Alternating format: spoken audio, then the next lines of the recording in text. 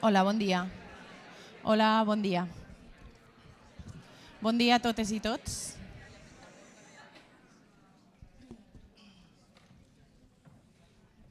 Bon dia a totes i tots i benvinguts i benvingudes a l'IBAM. La veritat que per a nosaltres és un plaer donar la benvinguda a una jornada formativa per al professorat d'arts i en un museu d'art contemporani. Pensem que aquestes sinergies són les que han d'ocórrer, no? per a que tinguem unes formacions alternatives i uns espais de trobada des de la cultura, des de les arts. En aquests temps tan difícils crec que veure'ns les cares, poder dialogar, formar-nos, imaginar mons possibles, no? Imaginar altres realitats gràcies a un espai de creació com és el fanzine, com és el còmic, com és la narrativa gràfica. Per a l'IBAM és un plaer i a més és molt il·lusionant veure tanta gent. Res, des de la casa només donar-vos la benvinguda, vaig a presentar-vos un poc qui forma part d'esta taula inaugural, serem molt breus perquè sabem que el que vos interessa veritablement és tota la formació que vindrà darrere. M'acompanyen els directors del CEFIRE de València i de Torrent, Beatriz Santamarina i José López. Gràcies per fer possible que aquesta formació, més enllà de llocs de trobada, siga útil per a també com a acreditacions per al món del professorat. També m'acompanya Toni Peris, el president de l'Associació de Professorat Valenciana de Dibuix, un partner essencial, qui és el motor i que realment ens ha empentat sempre a fer-ho possible. I també m'acompanyen Álvaro i Noelia, Álvaro Pons i Noelia Ibarra. Així ara mateix són els formadors, però estan com la Càtedra d'Estudis Artístics de la Universitat de València, que ha sigut un altre partner molt còmode per fer possible tot el que estem fent a dia d'avui, i la veritat és que és una alegria i un orgull que tinguem una taula de representants interinstitucionals com aquesta, perquè jo crec que mostra molt bé fins a on podem anar quan volem fer coses.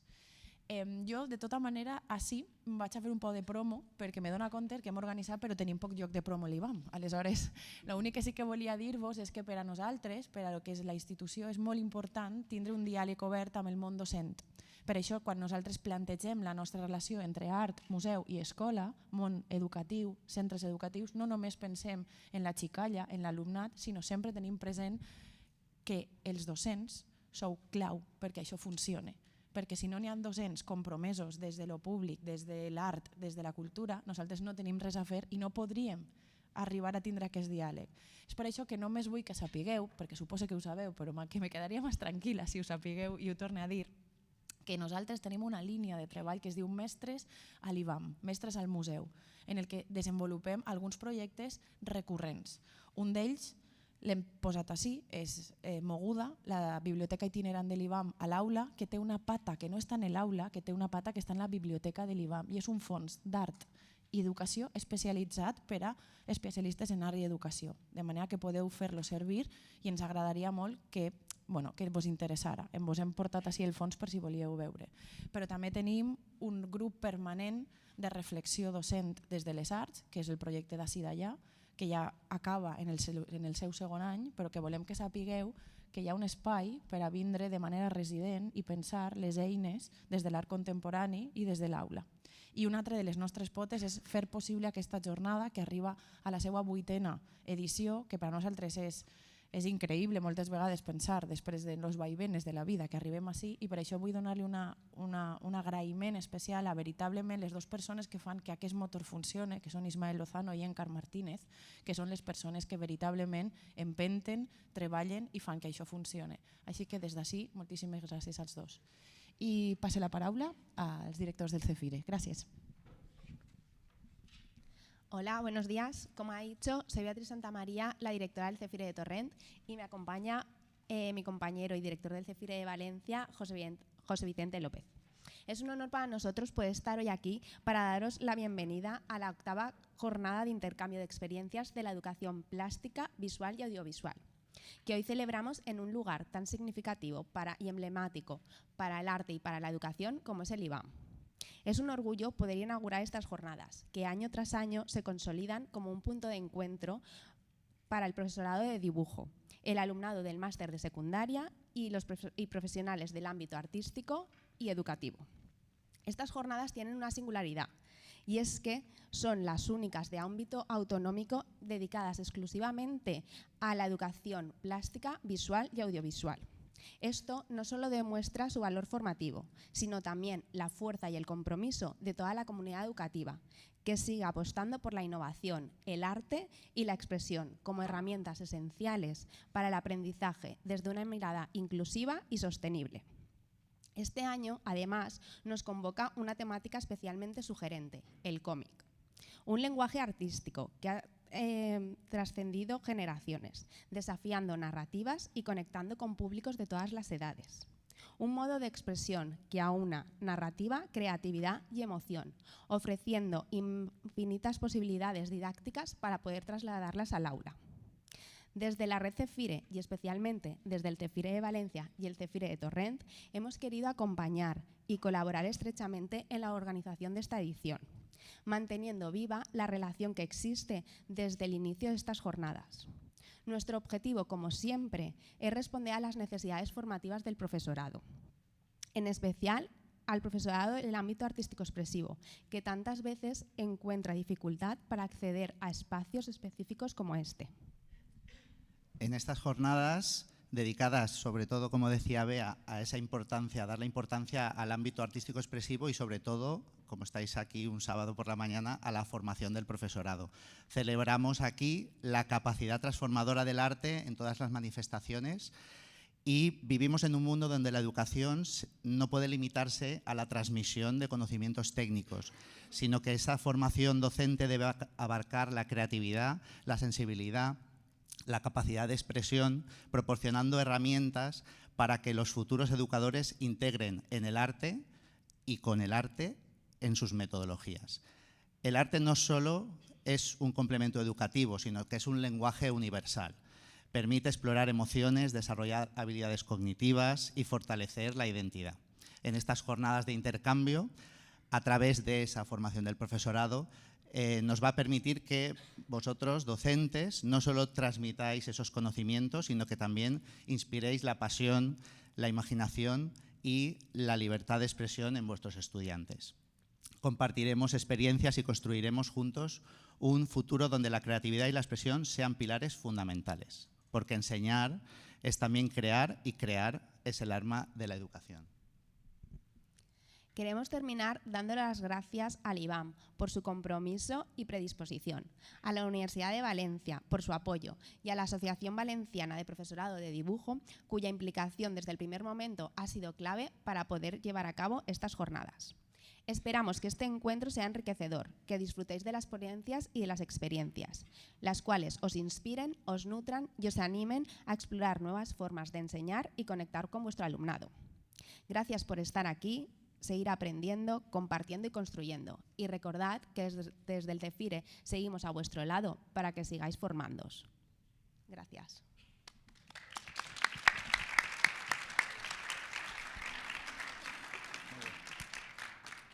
Se m'escolta? Molt bé.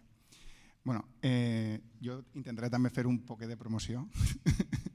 Bueno, aprofite per a dir que totes les persones que esteu interessades en participar activament dins de l'Associació de Professorat de Dibuix, jo vos convide a que doneu un pas endavant i vos associeu. Volia també donar les gràcies a totes les entitats que heu fet possible que estem ja repetint jornades tants anys, i jo crec que això és molt, molt important, que aquest esdeveniment s'hagi consolidat i que les Olimpíades s'hagin consolidat, per a mi és un orgull, i jo sé que per a tots els associats i tota la gent que valora aquesta matèria és fonamental. Aleshores volíem donar-vos les gràcies al Cefire, a l'IBAM, a la Universitat de València, que també està col·laborant, i evidentment a tots els associats i totes les persones que ho van fer possible, especialment a Ismael i a Encar, que han fet un treball excepcional, i a totes les persones que avui s'han alçat per a fer possible també que aquesta jornada se poguera dur a terme. Jo vaig intentar ser breu, cosa que és difícil algunes vegades, però bueno. La primera cosa que m'agradaria dir és, jo sempre que he pensat en el còmic, he pensat en... Me'n recordo de la ràdio, no sé per què, perquè crec que són dos mitjans que han sigut supervivents. Vull dir, vivim en un món on tot va canviant molt ràpidament, les coses desapareixen, desapareixen molt ràpid, vull dir, estàs en el top, baixes baix, però n'hi ha dos mitjans que per a mi han aconseguit una cosa que avui en dia és pràcticament impossible. Consolidar-se i no només consolidar-se, sinó cada vegada tindre més persones interessades i més persones que valoren aquest mitjà.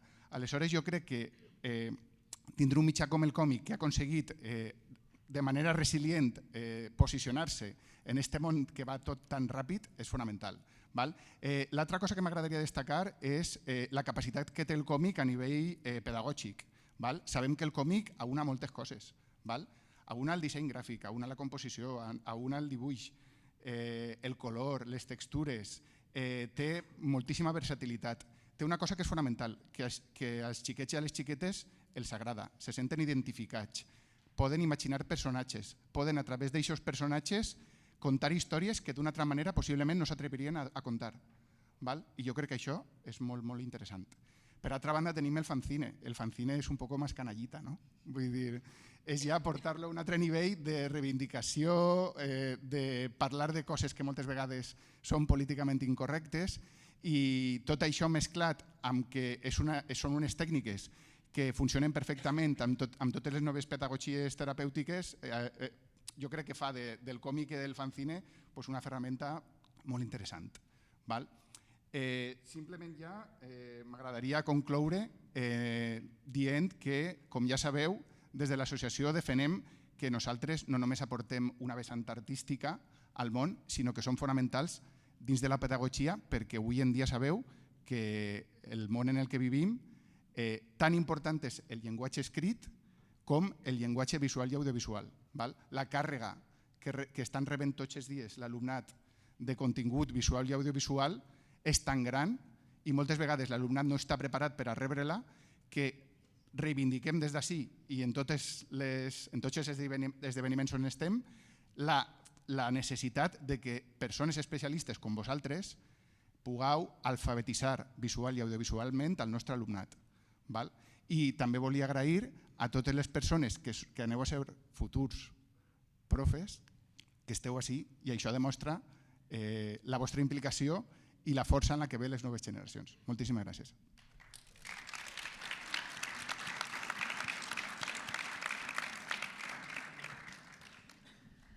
Bé, ja queda poc per dir. De fet, el company ha fet un parell d'espoilers al voltant de les qüestions del còmic, les qüestions pedagògiques. No hi ha cap problema perquè després tindrem tot el dia per a parlar d'això. Jo parlo com a codirectora de la Càtedra d'Estudis del Còmic Fundació SM de la Universitat de València i en primer lloc volia expressar la nostra alegria, la meva i del meu company Álvaro Pons, per poder estar ací establint aquests ponts i aquestes sinergies amb entitats com l'IBAM i sobretot aquesta transferència del coneixement que des de la universitat sembla que a voltes ens quedem en aquesta recerca i que no baix a les aules. Trobem que és fonamental poder establir aquests espais de transferència, de lligams amb la praxis educativa i que la teoria realment pugui arribar a l'alumnat. Si estem parlant del poder transformador de l'art, si estem parlant del còmic com una possibilitat per a l'aula, és fonamental la implicació de tots per a que pugui arribar a l'alumnat. L'alumnat, ho comentava el company, l'alumnat està llegint còmic, l'alumnat està fascinat pel còmic, però malgrat això, en el còmic han pesat tot un ventall de prejudicis en els que encara cal treballar i cal treballar amb molta força. Per això jo estic molt contenta de tindre una sala plena un dissabte pel matí de professorat i de persones que creuen precisament en aquest poder transformador, en aquesta vessant creativa, en aquest poder interdisciplinar que el còmic ens pot aportar en les diferents matèries i en els diferents nivells educatius, no només secundària, però en especial força amb l'alumnat de secundària, com una eina per a pensar el món, com una eina per a anar més enllà d'allò que moltes voltes ens estan dient, d'aquesta necessària alfabetització audiovisual, d'ensenyar a mirar més enllà d'allò que el text imprès ens diu. Aleshores, nosaltres estem molt contents de tindre aquest espai per a poder parlar d'això, per a poder intercanviar experiències, per a poder escoltar bones pràctiques, models de bones pràctiques i per a poder generar diverses experiències que després puguen ser transferibles a les aules, cadascú des de la nostra realitat i des del nostre context. Per aquest motiu, arribar a una 8a jornada centrada en el còmic trobo que és un motiu de satisfacció per a nosaltres i en particular amb el fanzine. Després tenim un programa molt enriquidor al llarg del dia, visitarem l'exposició i parlarem d'aquest poder canalla, gamberro, d'aquesta avantguarda i d'aquesta innovació que el fanzine està portant al món del còmic. Doncs esperem que gaudiu de tot aquest dia i que puguem efectivament trobar-nos no només en aquests espais docents, sinó també fora per a poder parlar, per a poder veure aquestes possibilitats reals del còmic. Qué bueno es hablar el último. No hay nada que decir. Lo han dicho todo. Yo apoyo todo lo que habéis dicho, evidentemente, lo habéis dicho de maravilla. Lo único que pasa es que, ya puestos a decir algo diferente, ¿no? Sí que os quería anunciar que desde la Universidad de Valencia, este curso, que aparte está reconocido por el CEFIRE, hemos ofertado una microcredencial universitaria para los que queráis apuntaros a ella, tener también un título universitario de posgrado, que será la microcredencial. El fanzine del cómic creo que no sé si se puede... ahí tenéis el QR para apuntaros. Es una microcredencial que, si os apuntáis a esta microcredencial universitaria, evidentemente tendréis el título de universitario, de microcredencial universitaria, y además todos los materiales de lo que demos aquí en el curso estarán ahí, más otros añadidos que habrá complementarios. A partir de aquí os podéis preinscribir. Tiene un coste mínimo de 15 euros porque es la tasa universitaria, pero lo hemos dejado al mínimo absoluto, que son 15 euros. Pero todos aquellos que os queráis, es solo para los que estáis en este curso, solo para los que estáis aquí, os apuntáis si queréis y tendréis todos los materiales que vamos a impartir en este curso, más una serie de materiales complementarios. Y, por supuesto, tendréis acceso a cualquier consulta que queráis mediante tutorías de las dudas que tengáis de lo que vayamos a hablar aquí, ¿vale? Es una última noticia del último momento. Ya, por lo menos, digo algo diferente y puedo aportar algo más. Y sin más, pues yo... Pues, bueno, de tota manera també ho imprimirem ara i vos posarem, vull dir que no m'ha ido, no patiu, ¿vale? Ara farem una impressió, però com dia Álvaro és d'última hora. I res més, donar-vos les gràcies per ser ací.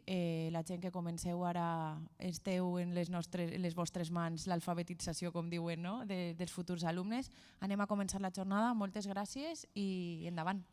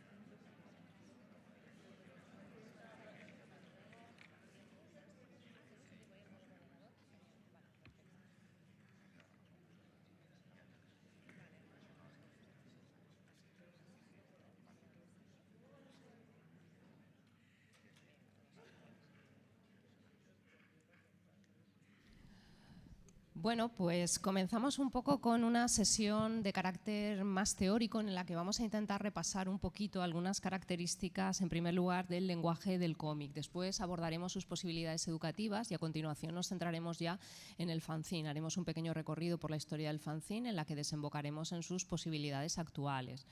De hecho, cuando uno se plantea cómo comenzar una charla de estas características a la hora de definir un poquito esas características del lenguaje del cómic, se encuentra rápidamente con un primer problema, y es que si bien parece que todos tenemos muy claro lo que es el cómic y podemos identificar rápidamente y distinguir aquello que es cómic frente a otra manifestación que no lo es, por ejemplo, frente a un texto poético, tenemos claramente la idea de esto es cómic, esto no lo es, pero el problema de la definición vemos como es una cuestión que no está en absoluto tan clara. De hecho, ese qué es el cómic ha generado muchísima controversia en el ámbito teórico. Es uno de los debates todavía abiertos y todavía encendidos. Aunque parezca imposible, no tenemos todavía una definición consensuada y única, aceptada por todos los especialistas, que asumamos que para definir el cómic recurrimos a esta serie de rasgos. Como muestra, aquí hemos seleccionado una serie de definiciones. Decía que en modo alguno van a ser exhaustivas porque parece que cada vez que intentamos aproximarnos al cómic como objeto de estudio encontramos una definición que rebate o que matiza alguno de los rasgos que éstas plantean. Como muestra hemos seleccionado algunas de las más emblemáticas. Quizá parece que cuando uno se plantea un intento definitorio tiene que partir de la RAE, ¿no? La Real Academia Española de la Lengua, pues vamos a ver qué es lo que dice. Esa primera definición de la RAE, si os fijáis, lo plantea el cómic como un relato o historia explicada mediante viñetas o recuadros que contienen ilustraciones y en el que algunas o todas las viñetas pueden contener un texto más o menos breve, y en su segunda acepción habla de una publicación que contiene uno o varios de esos relatos.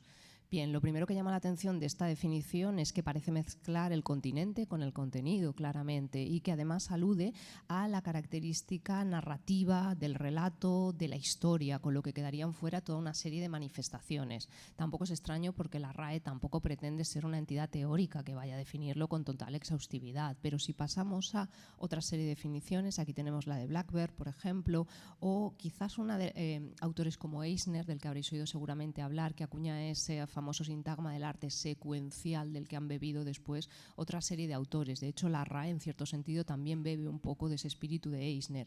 Tenemos, por ejemplo, la de Blackbird, que habla también de esa publicación seriada o episódica, pero que lo plantea como una serie de anécdotas, con lo cual también quedarían fuera toda una serie de manifestaciones que no entrarían dentro de lo que hoy consideramos cómic. Pensemos, por ejemplo, en esa poesía gráfica de la que hablaremos o que veremos en la exposición, que escaparía claramente a este primer intento definitorio. Decía, quizás una de las definiciones más repetidas cuando nos planteamos el estudio del cómic es la que tenéis al final, la de Scott McCloud en ese Understanding Comics, una obra que es casi un metaensayo porque utiliza el cómic para definir el cómic. Es una de las más repetidas. Yo de hecho creo que es el primer punto de cualquier TFM o TFG que corrijo que verse sobre cómic. Todo el mundo parece recurrir a McCloud y de ahí vemos de esa yuxtaposición de imágenes, una secuencia deliberada que pretende producir un efecto en el espectador. Bien, el intento de McCloud es muy interesante porque intenta abarcar toda una serie de cuestiones que en las definiciones previas que estaba comentando se quedaban fuera, pero precisamente por eso ese intento de McCloud lo que hace es abarcar demasiado. Esa definición de McCloud casi parece que dejaría que una serie de fotografías, por ejemplo, pudieran ser cómic de acuerdo con esa justaposición casi deliberada. Es decir, hace tan amplia esa definición para no dejarse fuera toda una serie de manifestaciones que tampoco termina de definir aquello que es cómic. En realidad, todo este recorrido muy breve a partir de 2 o 3 definiciones lo que intenta ver es que el debate sobre el objeto de estudio todavía está abierto, todavía no tenemos esa definición consensuada. En este sentido, quizás una de las aportaciones más destacada sería la del autor que tenéis en tercer lugar, la de Thierry Groenstein, que precisamente habla de ese carácter elusivo del cómic, de ese carácter que en el momento que planteamos una definición podemos plantear precisamente la contradefinición, la pega, el matiz que explica por qué se escapa de él. De hecho, Groenstein acuña un término para hablar del cómic en el que lo define como un OCNI, que es un objeto cultural no identificado. precisamente.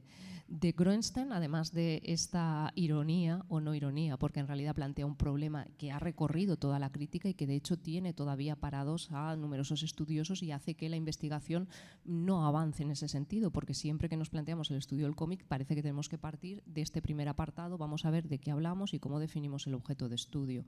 Pues bien, Groenstein aporta una idea esencial que es la idea de la solidaridad icónica, esa solidaridad icónica que es la que correlacionaría las imágenes y sería lo que le daría el carácter de cómic. Es una definición en ese sentido que puede superar algunas de las cuestiones previas que veníamos planteando. En cualquier caso, a lo largo de este breve recorrido lo que vemos es que el cómic se escapa, que el cómic no entra en una etiqueta, porque si tuviéramos que definirlo, ¿desde dónde además lo estudiamos? ¿Desde qué campo de conocimiento? ¿Desde qué disciplina? ¿Es arte? ¿Es un medio de masas? ¿Es literatura? ¿No lo es?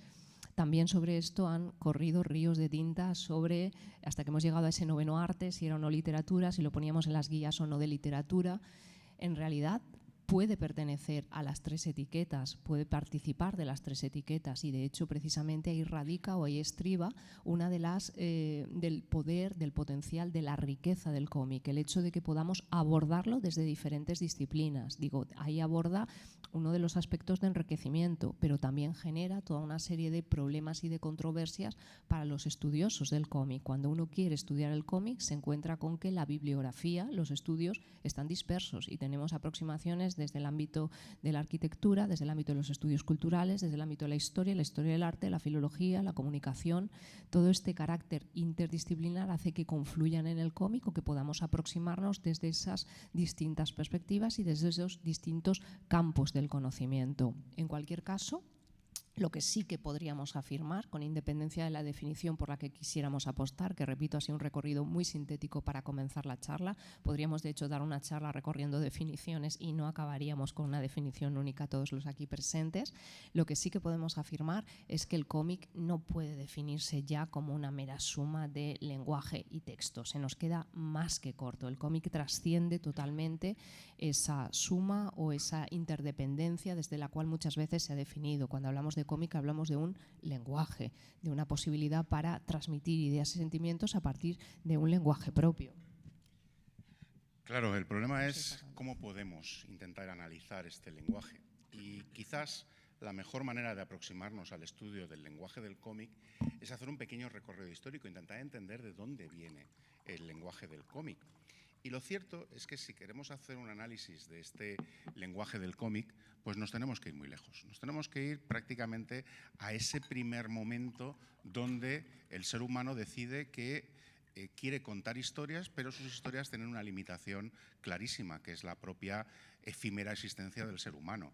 O sea, hay un momento en que las historias pasan oralmente de padres a hijos, pero pensemos que en esta época de hace 10.000 años, pues la esperanza de vida del ser humano era un poco más de 25 años, 30 años como mucho. La probabilidad de que las historias tuvieran trascendencia era muy baja, hasta que alguien en un momento dado decidió que por qué no poner esas historias en las paredes de las cuevas, de donde fuera. Ese arte rupestre fue el inicio de una narrativa dibujada, en donde vamos a ver muchos elementos que son claves dentro de lo que es el propio concepto de cómic que tenemos hoy. Porque esa narrativa que vemos en las paredes no es decorativa.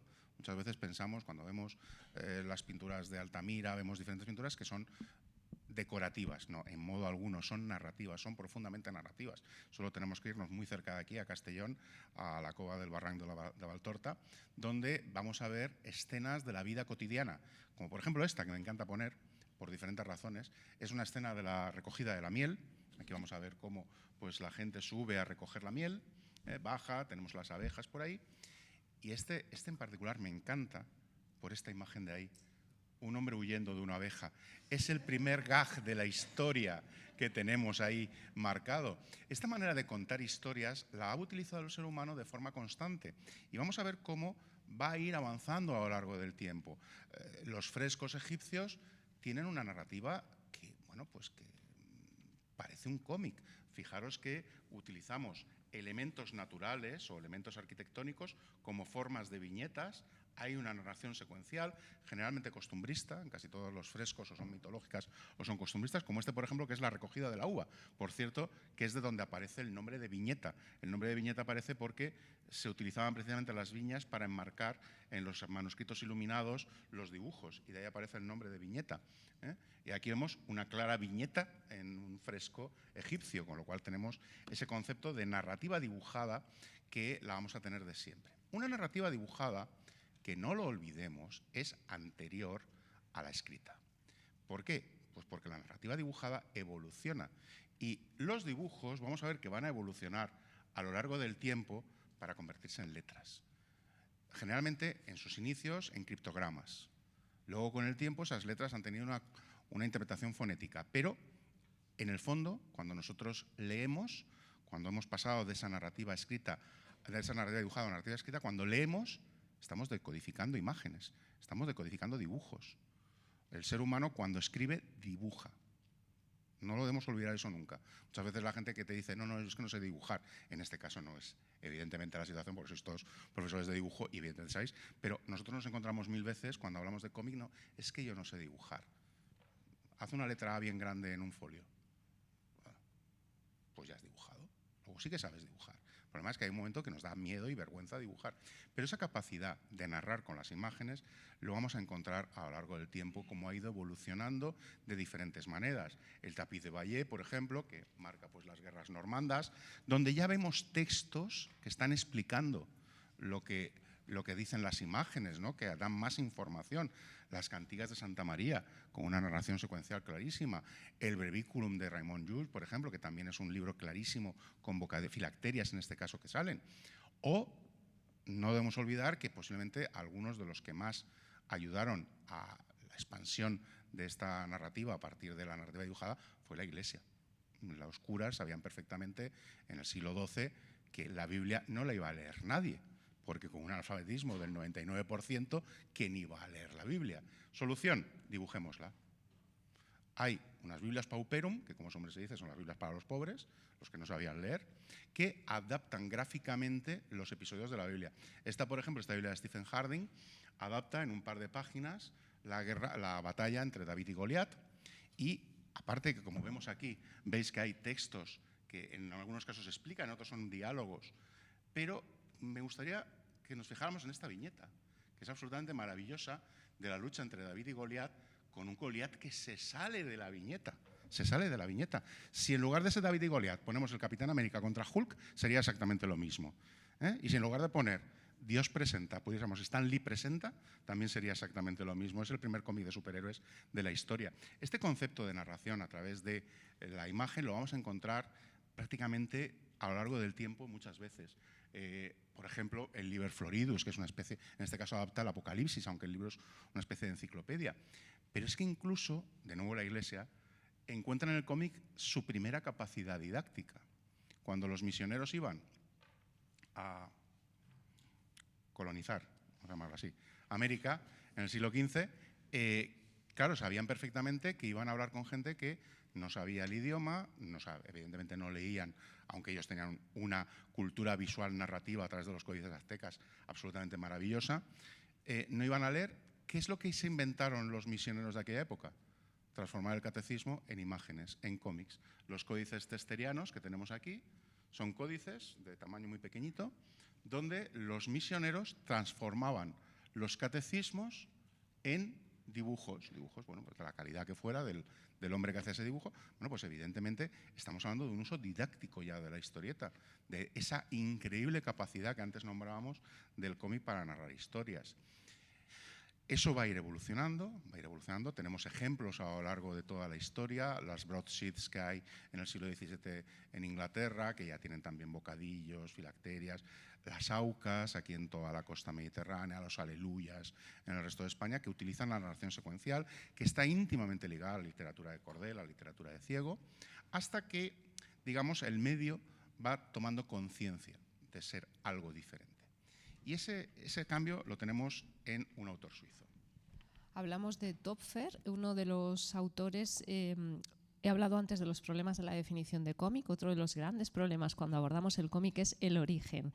¿Y cuándo empieza el cómic? ¿Qué consideramos cómic? ¿Qué no lo es? En Topfer hay autores que ya hablan de protocómics o que ya están viendo en Topfer como uno de los primeros autores que ya emplea las características del lenguaje del cómic tal y como hoy lo conocemos. Por ejemplo, aquí vemos cómo Topfer establece el control del tiempo en la viñeta y cómo va utilizando esos textos en la narración, pero además introduce, es la historia de Monsieur Jabot a partir del texto de Molière, y vemos cómo introduce una de las características que va a estar vinculada al origen del cómic, que es ese carácter caricaturesco, esa burla de la sociedad que precisamente va a hacer también que luego tenga problemas para ser considerado como alta cultura, por esa crítica a la sociedad, por esa burla, por ese carácter muchas veces irreverente que vamos a ver que el fanzine hereda también en ese sentido.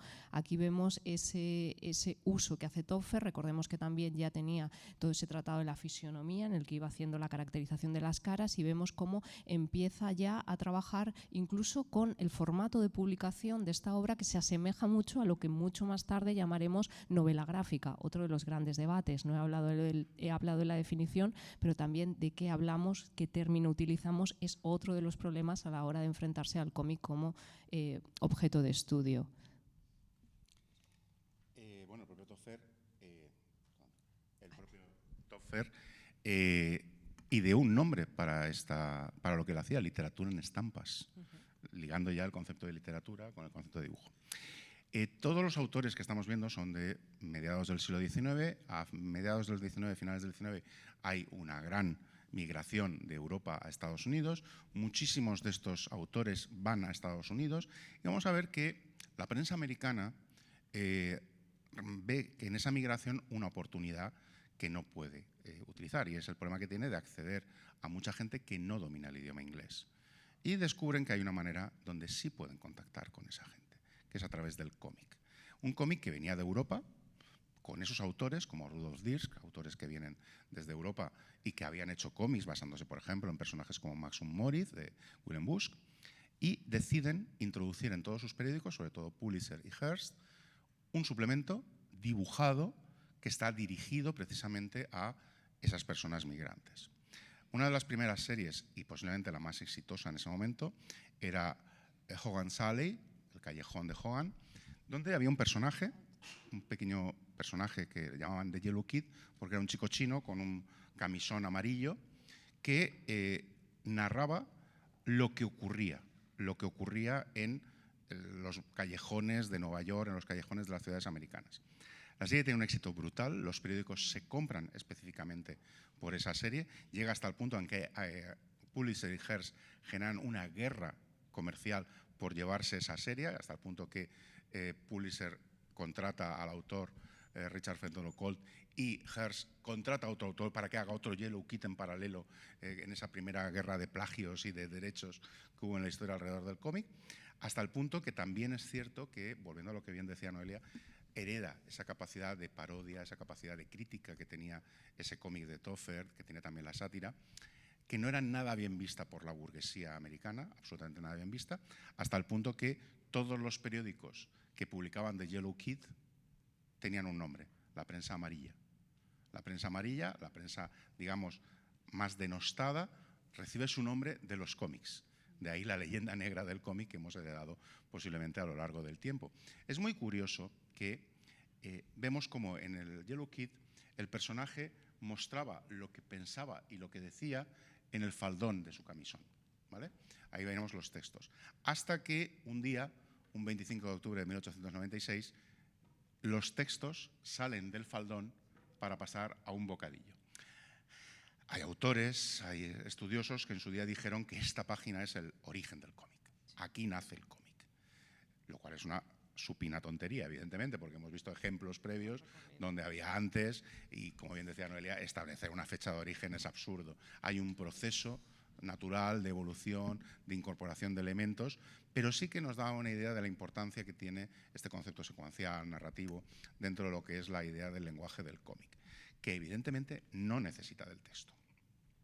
De hecho, muchas veces tenemos esta idea errónea de que el cómic es un híbrido de texto y dibujo. No, el texto es un recurso más dentro del lenguaje del cómic, es un lenguaje visual. Y tenemos muchísimos ejemplos de narrativa visual, de narrativa del cómic, donde no hacen falta palabras. Esta maravillosa serie, El pequeño rey de Otto Soglow, es un ejemplo de una serie muda donde no es necesaria la palabra. No hace falta en ningún momento el apoyo de la palabra para que sea completa y totalmente comprensible. No necesitamos ese recurso. Ahora bien, si queremos utilizarlo, por supuesto, bienvenido sea. Aquí tenemos un ejemplo característico justamente de lo contrario. Evidentemente el texto es también un recurso gráfico. Vemos aquí una de las páginas de Blake and Mortimer. Claro, en este caso estaba justificado ese uso tan abigarrado. Mirad cómo están de recargadas las viñetas, porque estaba limitada la publicación a 48 páginas. Entonces, ¿qué hacemos? Evoluciona el lenguaje del cómic para, en este caso, poder narrar con las limitaciones que tiene. En un caso puede prescindir totalmente de él y aquí necesita el apoyo del texto, de tal manera que en ocasiones incluso vemos cómo la viñeta está encima de la gorra del personaje y están tan saturados de texto que casi se lo come, pero es para, repito, salvar esas limitaciones técnicas de la serie de Edward P. Jacobs, que no tenía otra manera de salir si sobrepasaba esa serie de páginas. Lo que tenemos es un lenguaje para transmitir ideas, sentimientos, sensaciones. Esa es la gran potencia que tiene el cómic. Es un lenguaje que no necesita de palabras para transmitir perfectamente todo tipo de sensaciones a través de los simbolismos, a través de la metáfora visual. Marion Fayol, esta autora, hace maravillas sin necesidad de viñetas, sin necesidad de bocadillos, simplemente con el simbolismo, con la metáfora, que también la metáfora visual existe y es muy potente, es terriblemente potente. Pero también podemos ir a otros extremos. Vamos a ir viendo cómo el cómic va evolucionando con el uso del lenguaje para crear diferentes dinámicas de lectura. Son maneras de leer diferenciadas de las del texto impreso tradicional. En este caso tenemos la adaptación de Hamlet de Gianni De Luca, en la que vemos cómo esa multiplicidad de personajes están generando precisamente esa otra dinámica de lectura. Como todo ese flujo de acciones, en realidad lo que hace es generar otra manera de leer la página que en ningún modo creemos que son distintos personajes superpuestos entre sí. Y que además nos está ligando con el mundo del teatro. Fijaros que la viñeta es un escenario teatral. Y no es necesario dividir en viñetas. Una única viñeta, un único escenario, nos funciona perfectamente dentro del lenguaje del cómic. No es necesario ir a más. De hecho, esa característica también que estaba en otras definiciones, que tiene que haber viñeta, aquí la rompe totalmente y podemos perfectamente tener el sentido de fondo, de espacio y de temporalidad creada sin el marco espacial de la viñeta. Y hablando de marco, la arquitectura de la viñeta. Realmente, cuando hablamos de esa distribución de viñetas, estamos hablando de una arquitectura que algunos autores han llevado a la interpretación más literal, como el caso de Chris Ware. ¿Por qué no hacer que el propio espacio de un edificio sean las viñetas? Cada habitación es una viñeta, como vemos aquí. Vemos que efectivamente divide perfectamente toda la estructura, pero también rompe el sentido de lectura tradicional, sin que sea necesario que ese sentido de lectura tradicional se mantenga. Una de las grandes posibilidades que tiene el cómic es que no es necesario esa lectura de izquierda a derecha, volver a otra línea, podemos movernos por la página, tenemos que aprender a leer la imagen. Solo como anécdota, a principios de siglo, cuando aparecen las primeras series que hemos visto en los periódicos, muchas veces las viñetas iban marcadas con un numerito, 1, 2, 3. ¿Por qué? Porque la gente no sabía leer las imágenes y necesitaban una guía para ir pasando de una u otra viñeta, ¿no? Pero eso hoy en día no nos hace falta, ya tenemos muchísima cultura visual y esa cultura visual, ya os digo, nos lleva a leer la página de muchas formas. No hace falta esto, sino también formas tradicionales. Estos son viñetas de Tezuka, de Osamu Tezuka, donde vemos pues la potencia que tiene la narración a la hora de también ver dinámicas, ver posibilidades. En este caso, no solo esas posibilidades simplemente de narración lectora, sino sinestésicas. Estamos viendo el golpe, lo sentimos. Vemos la utilización de onomatopeyas como posibilidades a la hora de establecer nuevas formas de narrar a través de la imagen. Vemos además cómo el cómic va a ir evolucionando también en esa experimentación con el lenguaje para ir plasmando diferentes elementos. Por ejemplo, esta doble página sensacional de Paco Roca en Arrucas, que nos plasma el paso del tiempo con simplemente dos elementos, esa repetición del reloj en todas las viñetas y la iluminación, el juego de la iluminación, que consigue transmitirnos a doble página una sensación de tedio, de aburrimiento, de la inutilidad, de la futilidad del paso del tiempo, como lo plasma a la perfección simplemente mediante esas únicas dos constantes. Sensacional, obviamente, Paco Roca aquí. Y ¿por qué no llevarlo al extremo más didáctico posible? Ahí tenemos una página de Pedro Cifuentes, por cierto, que lo tendremos aquí hoy, va a participar hoy en estas jornadas, que es uno de los autores que más ha demostrado las posibilidades del cómic dentro del aula desde la experimentación personal. Él está haciendo ahora esta historia del arte en cómic, donde vemos que utiliza elementos de diagramática, de esquemática, mapas, que son gráficos y que por lo tanto se integran de forma absolutamente natural dentro del lenguaje del cómic. Es posible utilizarlos con esa vertiente didáctica de una manera que para los estudiantes va a ser natural.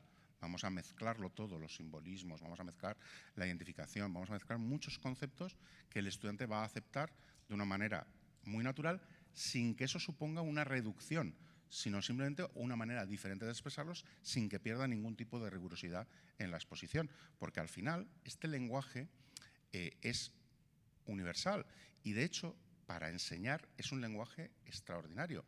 Yo, siempre que llegamos a este punto, hacemos la misma pregunta. No sé si alguna vez habéis planteado cuál es la editorial que más cómics publica en el mundo.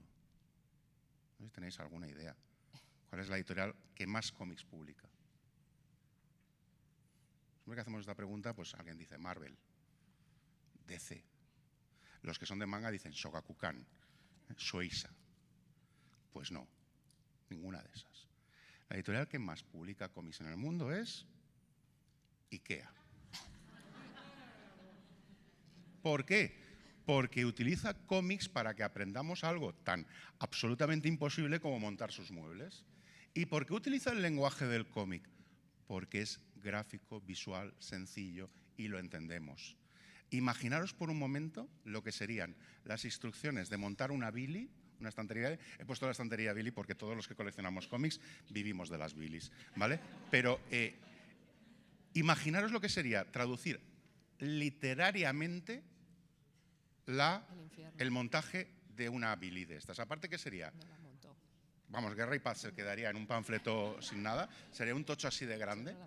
Sería, vamos, si normalmente ya así ya perdemos tornillos, imaginaros con literatura. Sería imposible y sin embargo están utilizando el lenguaje del cómic. Hay el lenguaje secuencial, tenemos hasta personajes, este hombre siempre que aparece ahí para mostrarnos lo que nos hace falta, pero tenemos un lenguaje secuencial que es el lenguaje del cómic. ¿Por qué? Porque es didáctico, porque llega muy bien y porque es muy fácil. ¿Y por qué tiene esa capacidad? Pues una de las grandes ventajas que tiene el cómic y es una de la potencia que vamos a utilizar en el aula es su capacidad de síntesis narrativa.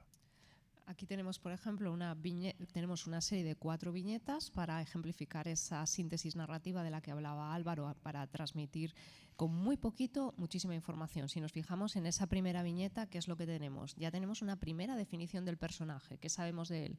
Que tiene que ser de una clase social elevada, porque tiene un mayordomo que le está recogiendo el periódico. En la siguiente viñeta no ha intervenido todavía ningún personaje, pero ya el periódico nos dice cómo es. Es un soldado de guerra, es un atleta, es un científico, es un detective. Y en la tercera, por fin interaccionan esos dos personajes y vemos justo cuando el que parece que va a ser el protagonista se levanta, se despierta, generando esa manera, esa empatía con el lector. Y en la última, con 4 viñetas, con 3 ya tenemos prácticamente definida la situación. En la cuarta, precisamente, será cuando aparezca el elemento externo que va a generar la intriga, ese tiro que aparece desde el exterior, que nos va a dar muchísimas más ganas de saber qué es lo que ocurre. Primero hemos conocido al personaje con una serie de pinceladas y a partir de ahora se introduce la trama. Aparece 4 viñetas, nada más. Ya tenemos planteada toda la introducción y estamos ya in media res, lo cual en una novela, por ejemplo, nos habría costado mucho más poder conectar con ese personaje o una descripción mucho más morosa para poder tener esos rasgos definitorios y conectar un poco además con ese personaje que no nos parezca antipático y nos apetezca saber qué es lo que va a ocurrir a continuación. Esta es la primera tira diaria de Rip Kirby, de R. Raymond, que se publica en los años 50. Y fijaros que este formato, que era el formato que se publicaba en los periódicos, una tira cada día, tenía que tener esa capacidad no solo de síntesis, sino de enganchar para que al día siguiente quisieras seguir leyendo. En solo 4 viñetas. Algunos con solo 3 también podían hacerlo. Con lo cual, esa capacidad de síntesis es perfecta para el aula. Si nosotros le decimos a un estudiante que tenga un concepto que plasmarlo en 4 viñetas, va a tener que entender el concepto, pensarlo y buscar cómo sacar la esencia de esa idea para poder plasmarla en 4 viñetas. Esto lo han hecho todos los autores de tira diaria. Aquí tenemos ejemplos, pues, uno de los más famosos, Peanuts, de Schulz, donde consigue de una manera muy sencilla trasladar todos esos sentimientos, esa manera de ver cómo cae la hoja, y que ese punto final, nadie está contento en ese traslado de un mensaje filosófico desde solo 4 viñetas. Cualquier tira de Peanuts está. Y esa capacidad de síntesis narrativa, fijaros que es realmente la clave, la narratividad del cómic. En ningún momento estamos hablando de la calidad del dibujo. Evidentemente, Alex Raymond era un dibujante de una calidad académica increíble, pero es que no estamos hablando de eso, estamos hablando de narrar con el dibujo. Y para narrar con el dibujo, lo único que hace falta es narrar. Hay un autor maravilloso, por desgracia fallecido, de aquí de Valencia, Calpurnio, que conoceréis por El bueno de Kuldas, esta serie donde los personajes son garabatos y funcionan perfectamente para narrar cualquier cosa. Aquí, por ejemplo, está hablando de física cuántica. ¿Por qué no? ¿Por qué no podemos narrar la física cuántica con viñetas? Calpurnio, precisamente, si algo hizo fue conseguir trasladar a través del cómic todas las posibilidades de la narrativa. Cómo podía trabajar la página con un dibujo absolutamente minimalista, pero que permitía llegar a todos los lectores, a todos, y trabajando con todo tipo de experimentación. ¿Vale? Esto es, digamos, la base de lo que vamos a hablar, que es cómo vamos a utilizar el cómic en el aula. Vamos a pasar aquí.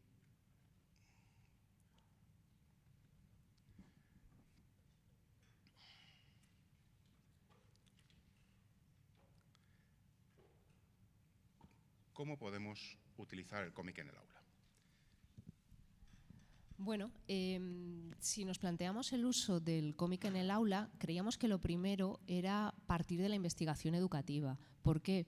Porque parece que cuando hablamos de cómic en el aula es una manía, porque como nos gusta el cómic lo queremos llevar al aula y se lo queremos trasladar al alumnado. No, señores, tenemos detrás toda una investigación educativa que está diciendo, y lo está diciendo desde hace muchos años, que el cómic tiene un gran potencial para ser llevado al aula. De hecho, si rastreamos un poquito en esa investigación educativa, vamos a ver cómo tenemos ya trabajos académicos publicados en los años 40 en Estados Unidos. Este es el trabajo de Ruth Strang, del Teachers College de Columbia, nada más y nada menos, en The Elementary School Journal.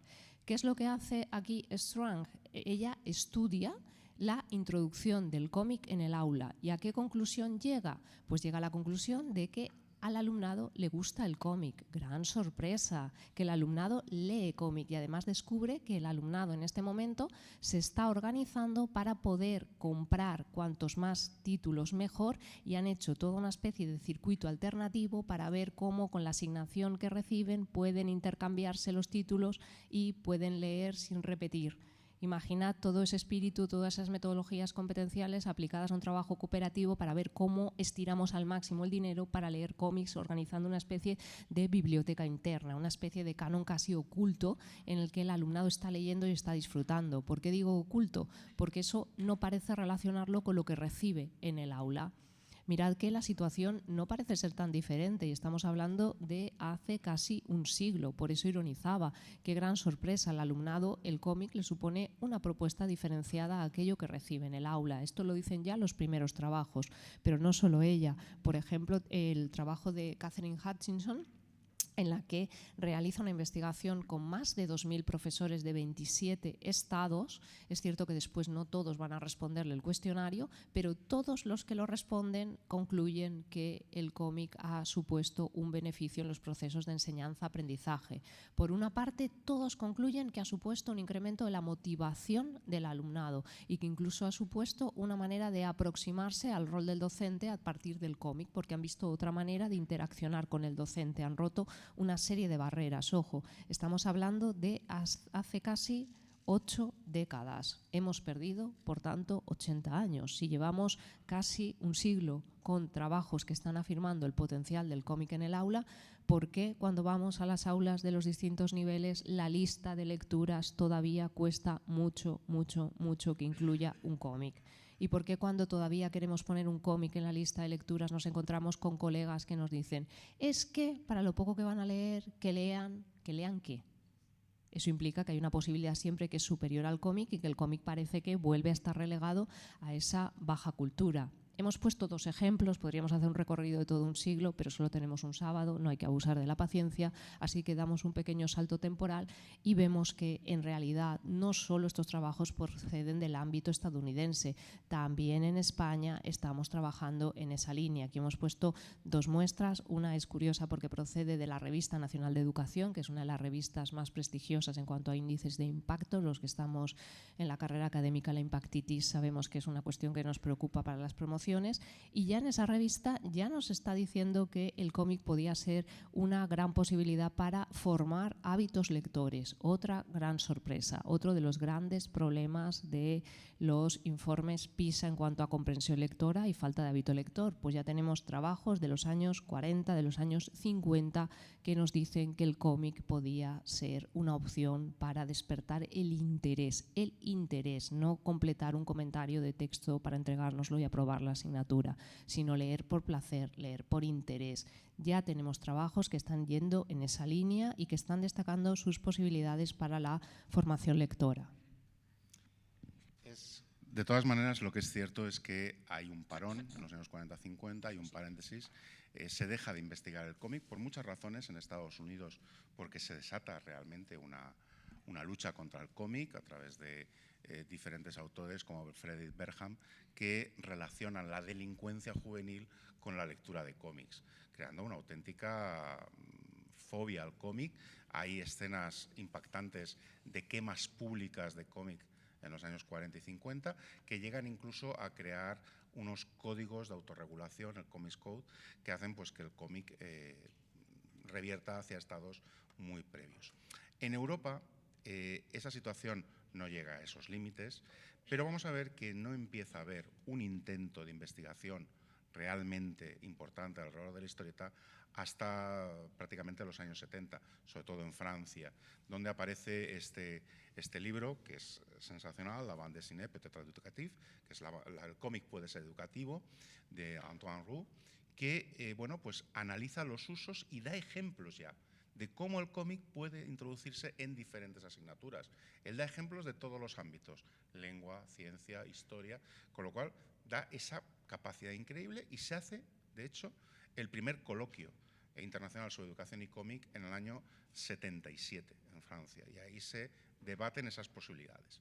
Vamos a ver que hay un progresivo interés por la investigación en el ámbito del cómic. Si estudiamos la cantidad de artículos que se publican en los últimos años respecto de cómic, vemos pues que cada vez hay más, ahí están en naranja las que están publicadas en inglés y en azul las que están en castellano, vemos cómo bueno, pues hay un interés creciente cada vez más de investigación educativa sobre el uso del cómic en el aula desde ámbitos muy diferentes, desde aproximaciones muy diferentes, que van desde las puramente metodológicas a simplemente ejemplos de uso que pueden ir, ya os digo, desde los trastornos de la alimentación, desde el uso para la clase de historia, desde el uso para clases de matemáticas, artísticas, por supuesto, creatividad. Empieza a haber realmente un interés importante. Aquí hemos apuntado las posibilidades de la investigación a partir de los artículos, pero las cifras son similares si, por ejemplo, abordáramos el ámbito de las tesis doctorales. Es curioso ver también cómo se incrementa el número de tesis doctorales en cómic, cuando también es otro de los puntos problemáticos. Los primeros autores que quieren defender una tesis doctoral sobre cómic en España se encuentran con muchísimos problemas. Y no estoy hablando de hace tanto, estoy hablando, por ejemplo, de la tesis de Altarriba, que es la segunda, Antonio Altarriba, autor de cómic y estudioso, académico, su tesis es la segunda tesis que se hace en España sobre cómic y se encontró con numerosísimos problemas para poder defenderla, para poder inscribir el proyecto y para poder configurar un tribunal. Afortunadamente esta situación ha cambiado muchísimo. Tenemos ya muchas tesis doctorales sobre cómic y efectivamente también desde diferentes ámbitos. Es cierto que predominan ámbitos como comunicación, filología, historia o historia del arte, pero también, como comentaba Álvaro, tenemos aproximaciones, por ejemplo, desde el ámbito médico que abordan los trastornos, la comunicación con el paciente desde el uso del cómic. Eso implica que cada vez hay más recursos educativos para trabajar sobre el ámbito de la historieta en el aula. Vemos aquí algunos ejemplos, como puede ser la página web de la ciudad de la BD, de la ciudad del cómic de Angoulême, que tiene toda una página dedicada a recursos educativos. En el 2019 el Sistema Nacional de Educación francés realizó este estudio sobre las aplicaciones educativas del cómic, impulsado desde las instituciones, lo cual indica ya un compromiso por parte de las instituciones. Y bueno, poco a poco esa necesidad de investigar el cómic se traslada también al hecho de que cada vez hay más bibliografía que podemos utilizar para trabajar el cómic en el aula. Es verdad que hay poca en castellano todavía, pero cada vez aparecen más libros que hablan precisamente del uso de la bibliografía, de diferentes tipos de metodologías, de diferentes tipos de aproximaciones. En algunos casos vamos a ver que son bastante repetitivos, hay muchas referencias muy cruzadas, pero también cada vez más hay esa capacidad de innovar precisamente a través de la educación. En el ámbito de los trabajos escritos en lengua española, lo que encontramos mucho son aproximaciones más parciales, es decir, pequeños estudios de caso o pequeños estudios en un aula concreta, y muchas veces son iniciativas más vinculadas a lo que podríamos denominar buenas prácticas, más que investigación con grupos que puedan ser transferibles después a otros contextos. Suelen ser iniciativas procedentes de profesorado que está trabajando en su grupo y que plantea esa experiencia. Lamentablemente, por eso lo planteaba, muchas veces se quedan precisamente en esa experiencia y no suelen tener mucha continuidad en el tiempo. Digo que son todavía aproximaciones parciales en el caso de gran número de trabajos.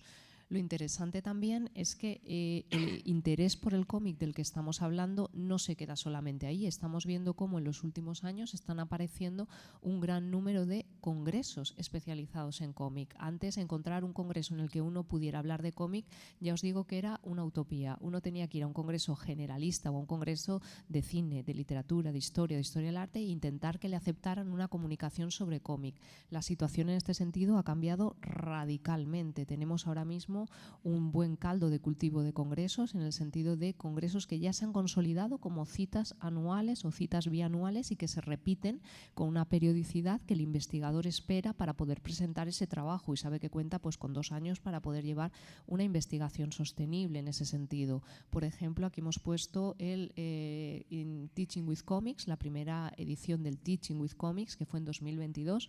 En 2024 se celebró la segunda en la Universidad de Alicante y en el 2026 tendremos una siguiente edición que se está organizando con la cátedra de ECC de la Universidad de Alcalá de Henares y la cátedra de Estudios del Cómic. 3 ediciones, por tanto. Lo hemos planteado como un hito porque fue el primer congreso que se hace sobre teaching realmente with comics, la parte educativa, y en esa primera convocatoria tuvo más de 125 participantes de diferentes países que querían mostrar sus experiencias de uso aplicación del cómic en el aula, de diferentes procedencias.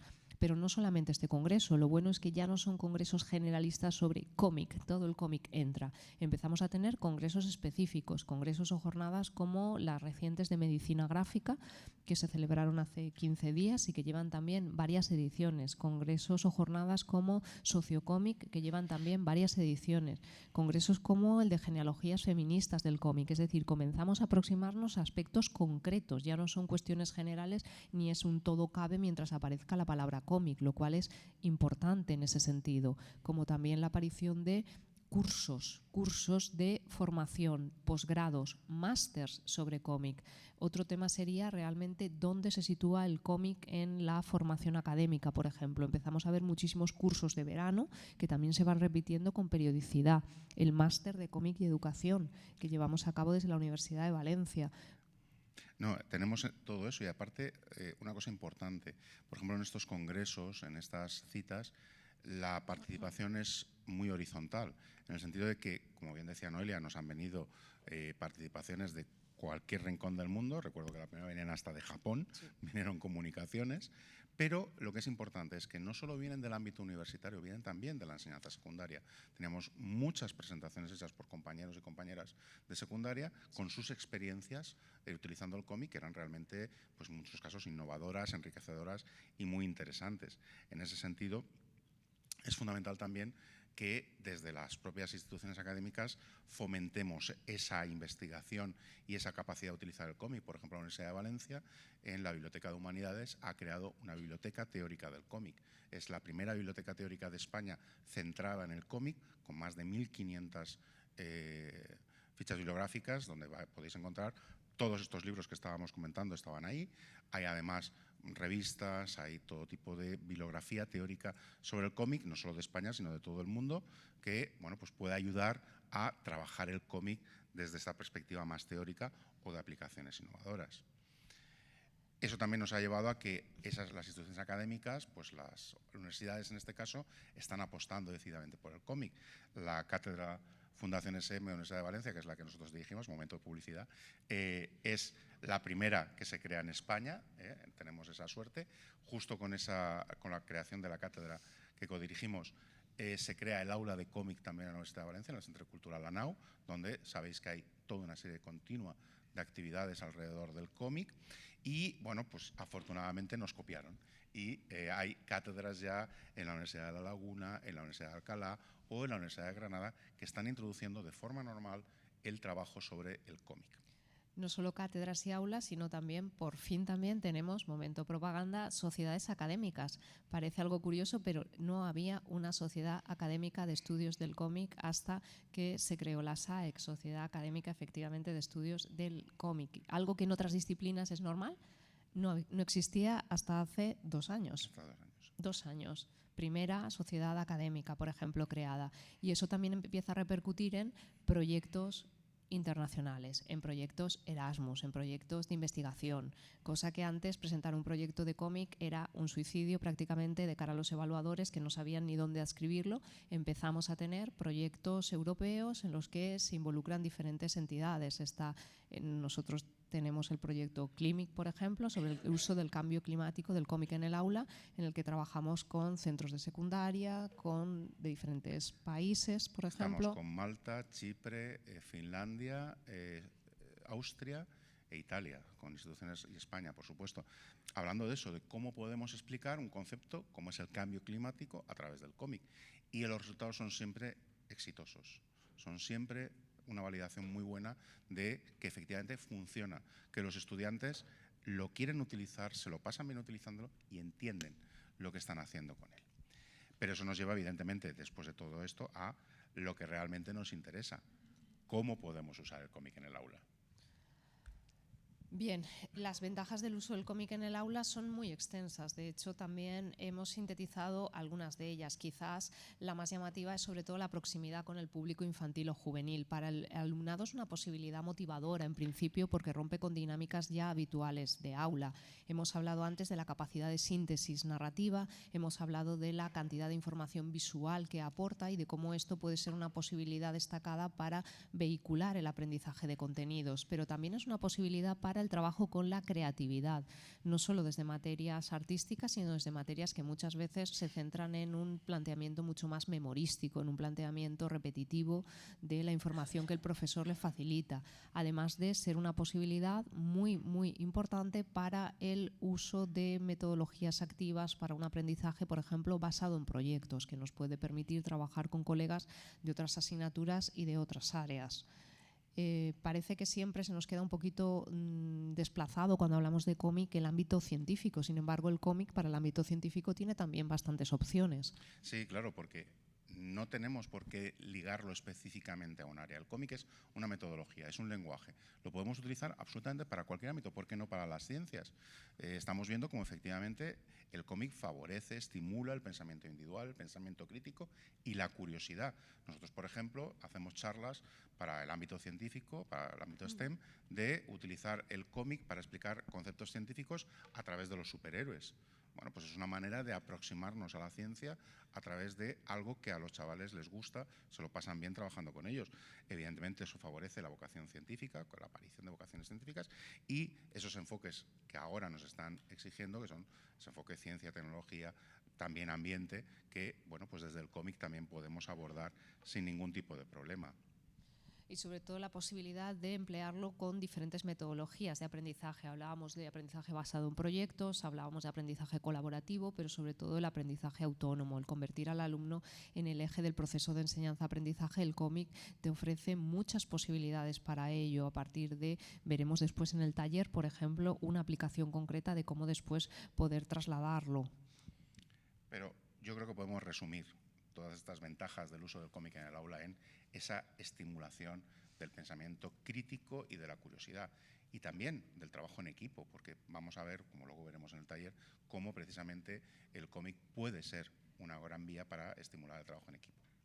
Y como decíamos, lo importante también es que despierta toda esa otra manera de mirar y toda esa manera de producir y de involucrarse realmente en el currículum. Muchas veces nos movemos con posibilidades muy cerradas. El cómic le permite al alumnado pensar los contenidos que les estamos transmitiendo desde otras opciones, imaginar, tomar decisiones propias, decidir, erigirse en el líder de un determinado grupo, pactar con el resto de compañeros para generar un producto diferente. Eso estimula la manera de pensar, estimula la manera de pensar diferente a lo que el profesorado le está muchas veces ofreciendo como alternativa única. Y es una opción muy destacada en los distintos niveles educativos, una idea que hemos repetido varias veces. Aquí nos centramos en secundaria, pero también se puede utilizar, por supuesto, en infantil, en primaria o en educación superior, una cosa que parece sorprendente. Nosotros utilizamos, por ejemplo, en el ámbito universitario, el cómic en el aula y funciona extraordinariamente bien. De hecho, no es una iniciativa novedosa. Hemos hablado de Scott McCloud y de ese Understanding Comics que está realizado en cómic, pero tenemos también ya tesis doctorales realizadas en cómic. Un caso emblemático es Unflattening, que es la tesis de Nick Susainis, que se realiza en cómic. Es una tesis de cómic hecha en cómic. Por lo tanto, empezamos a romper toda esa serie de barreras de que el cómic no es una posibilidad para trabajar con este tema o este contenido, o este tema es un tema muy complejo y no va a permitir vehicularlo. Y además, en esta tesis me gustaría remarcar que es de ciencias. Sí. Es una tesis sobre percepción visual, sobre psicología de la percepción, y se hace en formato de cómic. Y es extraordinariamente rigurosa, pero con una capacidad, como vemos aquí, de transmitir conceptos a través del simbolismo gráfico absolutamente espectacular.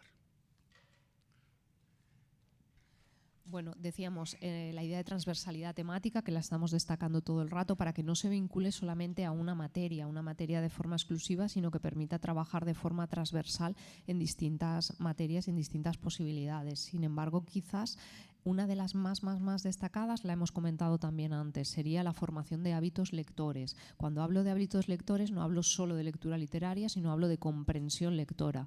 Uno de los grandes problemas que arrastran los alumnos en todas las asignaturas. De hecho, muchas veces nos encontramos con alumnos que saben, por ejemplo, aplicar una fórmula matemática, pero lo que no entienden es el enunciado. Lo que tenemos son graves problemas de comprensión lectora, incluso en los propios enunciados de lo que les estamos solicitando. El no leen y prefieren levantarnos la mano y que les expliquemos qué estamos diciendo para no enfrentarse a la lectura autónoma de un texto.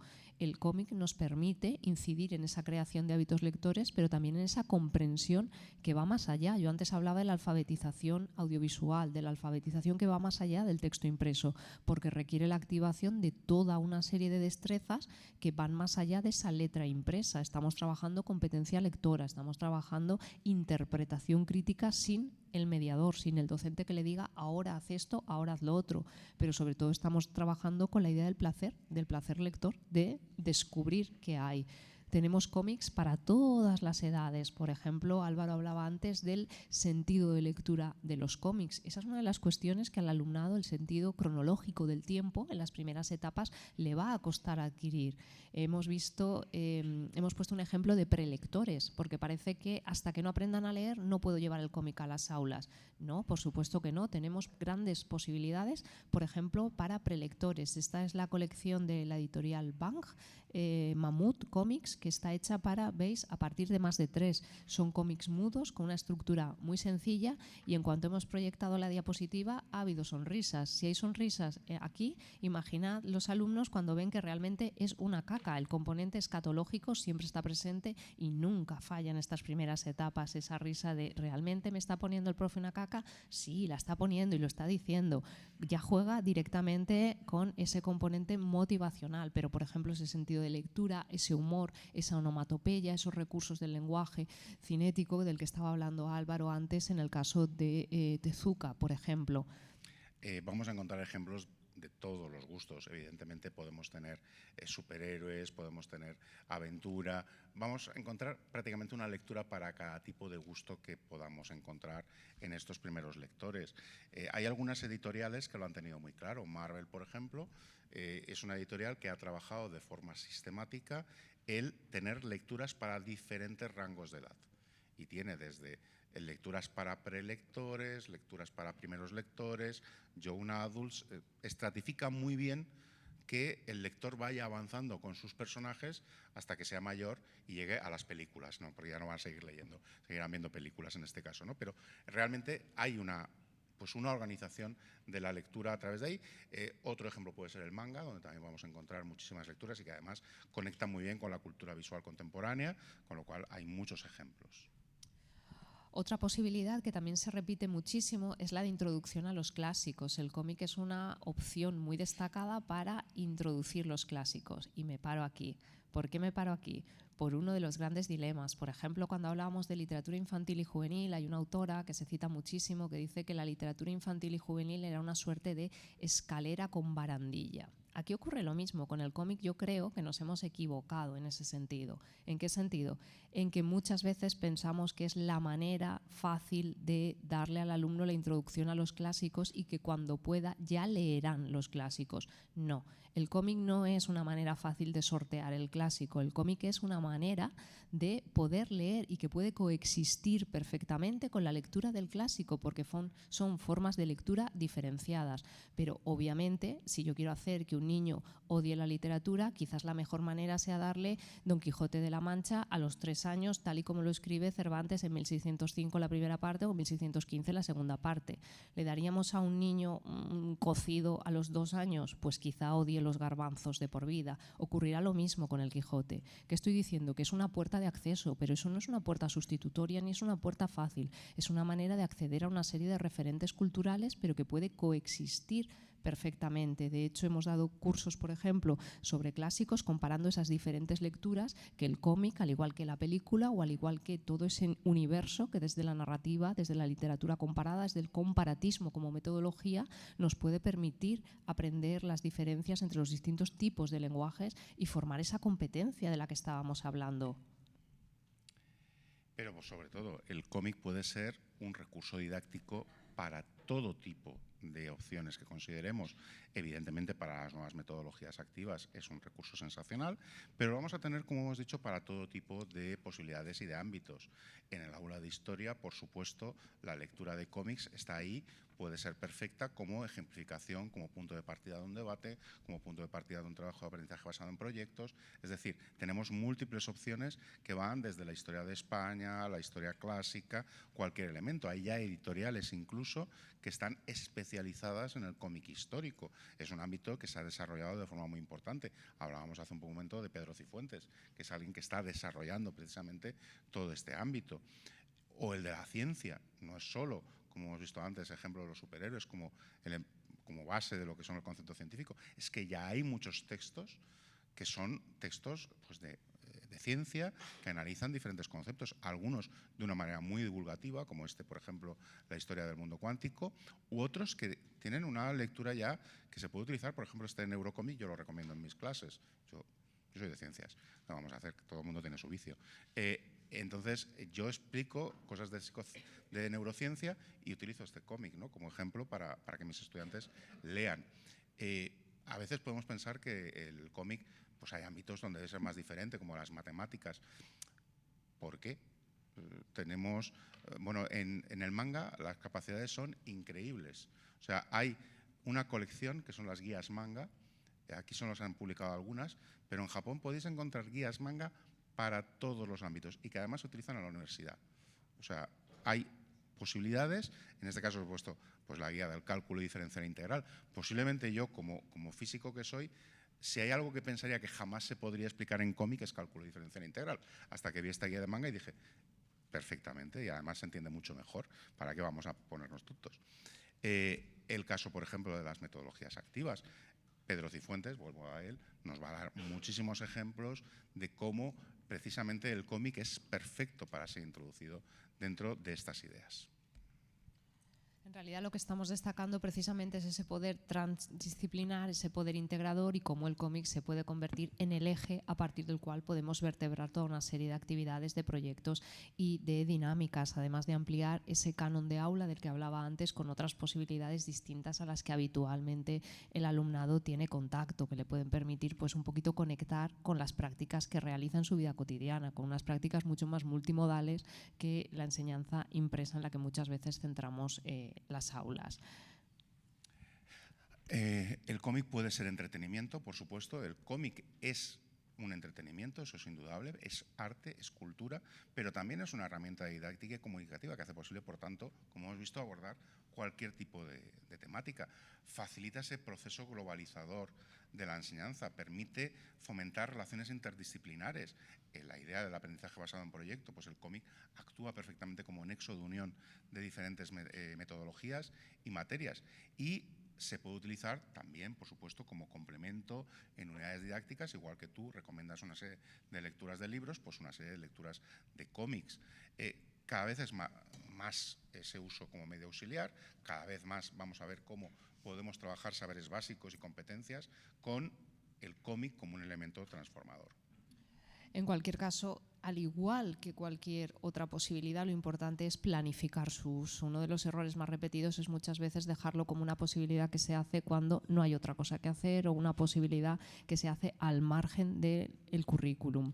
Es decir, si dentro de la planificación de aula el alumno percibe que hay una diferencia entre el cómic y el resto de opciones, ve que es el propio profesorado el que no le está dando el mismo nivel, que es un poco la crítica que hacía respecto a los clásicos. No se trata de que el cómic sea una posibilidad para sustituir otra, o la posibilidad fácil, o la puerta de salida, o la actividad de relleno que hacemos cuando hemos terminado con los contenidos serios del currículum, sino que si queremos generar aprendizajes significativos tenemos que planificar su uso al igual que cualquier otra metodología en el aula. En el caso de la lectura es importante que no nos centremos solamente en aspectos valorativos, aspectos del tipo me gusta, no me gusta, sino que planteemos esa interpretación mucho más global que nos permita conectar con otras áreas, con otras asignaturas y sobre todo dar la oportunidad al alumnado de verbalizar esa experiencia lectora que el cómic también le produce, porque no es una posibilidad con la que generalmente haya tenido contacto previo dentro de la enseñanza reglada. Pueden estar leyéndolo, pero no han recibido una formación específica, por ejemplo, sobre las características propias del lenguaje o cómo comentarlo o en qué parámetros moverse a la hora de generar esa interpretación crítica de la que estábamos hablando. Claro, este planteamiento didáctico implica que la actividad del lector es el centro de este proceso de recepción, de transmisión, de generación de conocimiento, ¿vale? La finalidad última es potenciar el placer lector. O sea, tenemos que buscar precisamente que el estudiante lea por placer, porque realmente se lo está pasando bien, que lo incorpore de forma natural dentro de su proceso de aprendizaje y que despierten el interés, porque sin placer lector, evidentemente, no hay hábitos de lectura. Lo que tenemos que hacer es conseguir integrar este concepto de lectura dentro de esta idea genérica. Y como decía Álvaro, integrar también toda una serie de asignaturas que pueden permitir separar de esa manera los límites que el alumnado percibe, que lo que le sirve para historia no le sirve para lengua, no le sirve, por ejemplo, para historia del arte, sino que puedan conectar desde cuestiones sociales, culturales o artísticas como una manera de superar los límites compartimentados en los que muchas veces segmentamos el conocimiento en el currículum. De esa manera, esa valoración o ese espíritu crítico del que hablábamos puede trascender esa simple opinión subjetiva del me gusta o no me gusta. También la creatividad, de la que hemos hablado varias veces, el hecho de potenciar esa vertiente creativa que en asignaturas, por ejemplo, como lengua o literatura muchas veces no ven, porque nos ceñimos siempre a la comprensión lectora o al comentario de texto, pero nunca trabajamos con la vertiente productiva realmente, nunca trabajamos con que sea el propio alumnado el que, si comprende una posibilidad textual, luego la reproduzca y se convierta en autor. La autoría, la creatividad, la originalidad como una manera de ver si hemos comprendido cuáles son aquellas pautas específicas que definen una posibilidad textual, por ejemplo. Claro, esa creatividad se puede desarrollar de maneras totalmente variadas. Vosotros sabéis perfectamente cómo desarrollar la creatividad de vuestros estudiantes, pero pueden ser actividades, proyectos de creación, talleres de cómic, talleres de fanzines, como a veces ahora, adaptaciones, jugar con los conceptos que se ven en clase para ser adaptados a través de esa capacidad de síntesis narrativa que permita entender mejor los conceptos. Esas actividades no son simple un diseño de viñetas, hay que pensar en el diseño completo del cómic, también como un trabajo en equipo, como un trabajo en grupo, y que incorporar actividades de reflexión, de capacidad creativa, por supuesto, de pensar qué es lo que estás haciendo. Volvemos a ese concepto de síntesis que nos obliga a entender muy bien lo que estamos leyendo, a esa comprensión lectora que tenemos que incorporar dentro del proceso de traducción de esas ideas a las viñetas. Y por último, se debe destacar que el cómic pues, puede servir como un elemento esencial para el diseño de proyectos, talleres. Es, como digo, un elemento nuclear de cualquier sistema de aprendizaje basado en proyectos. Y también el hecho de articular propuestas que no solamente se centren en los elementos propios textuales, sino también en los elementos contextuales. No hemos hablado de las posibilidades del cómic en relación con el transmedia, por ejemplo. Esta semana hablábamos, Álvaro y yo, de Hilda como un universo transmedia y podíamos efectuar una lectura comparativa, contrastiva, desde el cómic a las películas, las guías, la serie, por ejemplo, todo ese universo transmedia en el que el alumnado realmente se encuentra inmerso como una de las maneras y de las claves para comprender los mecanismos, por ejemplo, de la industria cultural o de los medios de comunicación, además de esos aspectos culturales o artísticos de los que estábamos hablando antes. Por supuesto, esa confrontación de imágenes y literatura entre los elementos gráficos, el texto, la forma, hay que explotarla y enseñar a los estudiantes a leer la página del cómic como un concepto global. Ahí tenemos un ejemplo muy claro de una página de Filemón, una serie de Fred, un autor francés, donde el propio concepto de página se deconstruye, pero porque también podemos jugar con la página en ese sentido de deconstrucción literal, de que realmente es lo visual lo que nos está llevando a otra lectura diferente. Ya vemos que las viñetas dejan de tener sentido, se caen de la página. Bueno, pues nos da otra lectura dentro del propio concepto de ritmo narrativo de la página.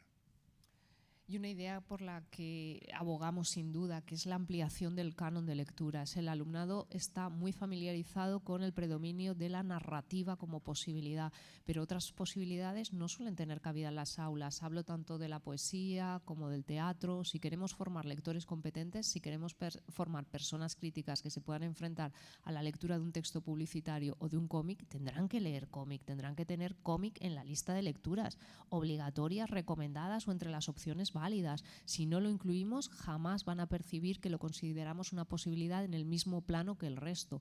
Van a ver que le estamos dando un protagonismo destacado, destacadísimo siempre a la letra impresa y que no enseñamos, por ejemplo, esa interacción de la que estábamos hablando de texto-imagen, no pueden leerla y pueden ser perfectamente engañados con las trampas de un lenguaje político, publicitario, administrativo o jurídico-administrativo, por ejemplo, porque no están familiarizados con ello. La ampliación del canon de lecturas es fundamental y que perciban también que aquello que ellos están leyendo y con lo que tienen contacto es una posibilidad válida, porque si no perciben una brecha radical entre lo que hablan, lo que hacen con sus amigos en su tiempo libre, en su ocio, y aquello que reciben de las aulas, y perciben que muchas veces las lecturas que seleccionamos no tienen nada que decirles, no les interpelan, no les tocan, hablan de temas que se les caen de las manos muchísimas veces con las mejores intenciones, productos creados específicamente para ellos, y hablo de productos que tratan un determinado valor, tema transversal o competencia, cuando se pone de moda, se les caen de las manos al igual que a nosotros. Sin embargo, el cómic, por ejemplo, de entrada ya es una posibilidad que les llama la atención porque de entrada no la han tenido previamente,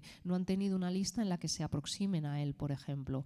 Para ello que necesitamos, sin duda, un plan de fomento lector. Si tenemos un plan de fomento real en los centros, que ese plan considere que el cómic también es una posibilidad y que lo incluya para que lo podamos llevar a las aulas. Pero también, como decía Álvaro, un lugar en las bibliotecas. El cómic cómic es una posibilidad que requiere una inversión económica, es cierto, pero y al igual que tenemos fondos o que destinamos fondos para la compra de títulos de narrativa, también podemos destinar títulos de cómic, igual que hemos ido comprando en las primeras edades álbum ilustrado o libro ilustrado. Necesitamos que tengan fondos a los que puedan acceder, que puedan ver y configurar ese gusto estético, que puedan ver qué les gusta, qué no les gusta, o que les pueda sonar un Paco Roca igual que les suena un Tezuka o no les suena, pero que puedan ir viendo, tocando, generando esa sensibilidad estética. Para ello, nuestra tarea como mediadores es fundamental, porque somos los que vamos a elegir qué textos vamos a llevar a las aulas, qué títulos vamos a seleccionar. Ahí dependerá obviamente del grupo clase con el que nos movamos, pero hay títulos, como decía Álvaro, prácticamente para cada temática, para cada franja de edad. Es muy difícil que no encontremos, si hacemos una lluvia de ideas y nos planteamos con la clase de qué nos apetecería leer, que no encontremos un título de esa temática, de ese género, de esa posibilidad. Si quieren leer ciencia ficción, si quieren leer, no sé, si quieren, antes hemos hablado de Paco Roca, pero hay muchísimas opciones que no necesariamente son las que a nosotros nos gustan, sino que conectan directamente con esa sensibilidad. Realmente la cuestión de la selección de obras no es fácil. Yo la estoy planteando con grandes pinceladas, pero ojalá fuera tan sencillo como conocer a una persona y recomendarle el libro que le va a hacer clic, que le va a despertar esa pasión por la lectura. Como criterios generales, una investigadora de las más citadas en este sentido, que es Teresa Colomer, ya jubilada, profesora de la Autónoma de Barcelona, decía que lo primero que teníamos que considerar era la edad.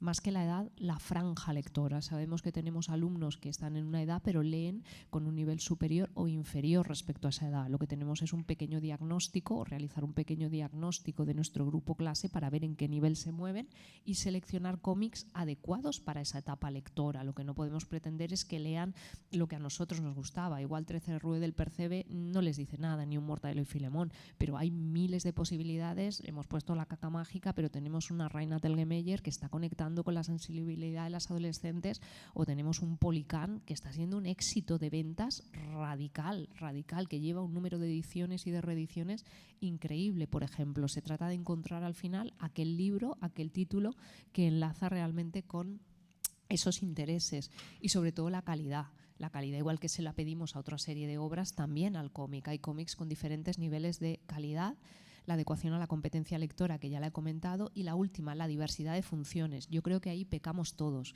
Como van a leer poquito, pues vamos a seleccionar uno que me sirva para, y ese sirva para, ese utilitarismo, al final nos pasa factura.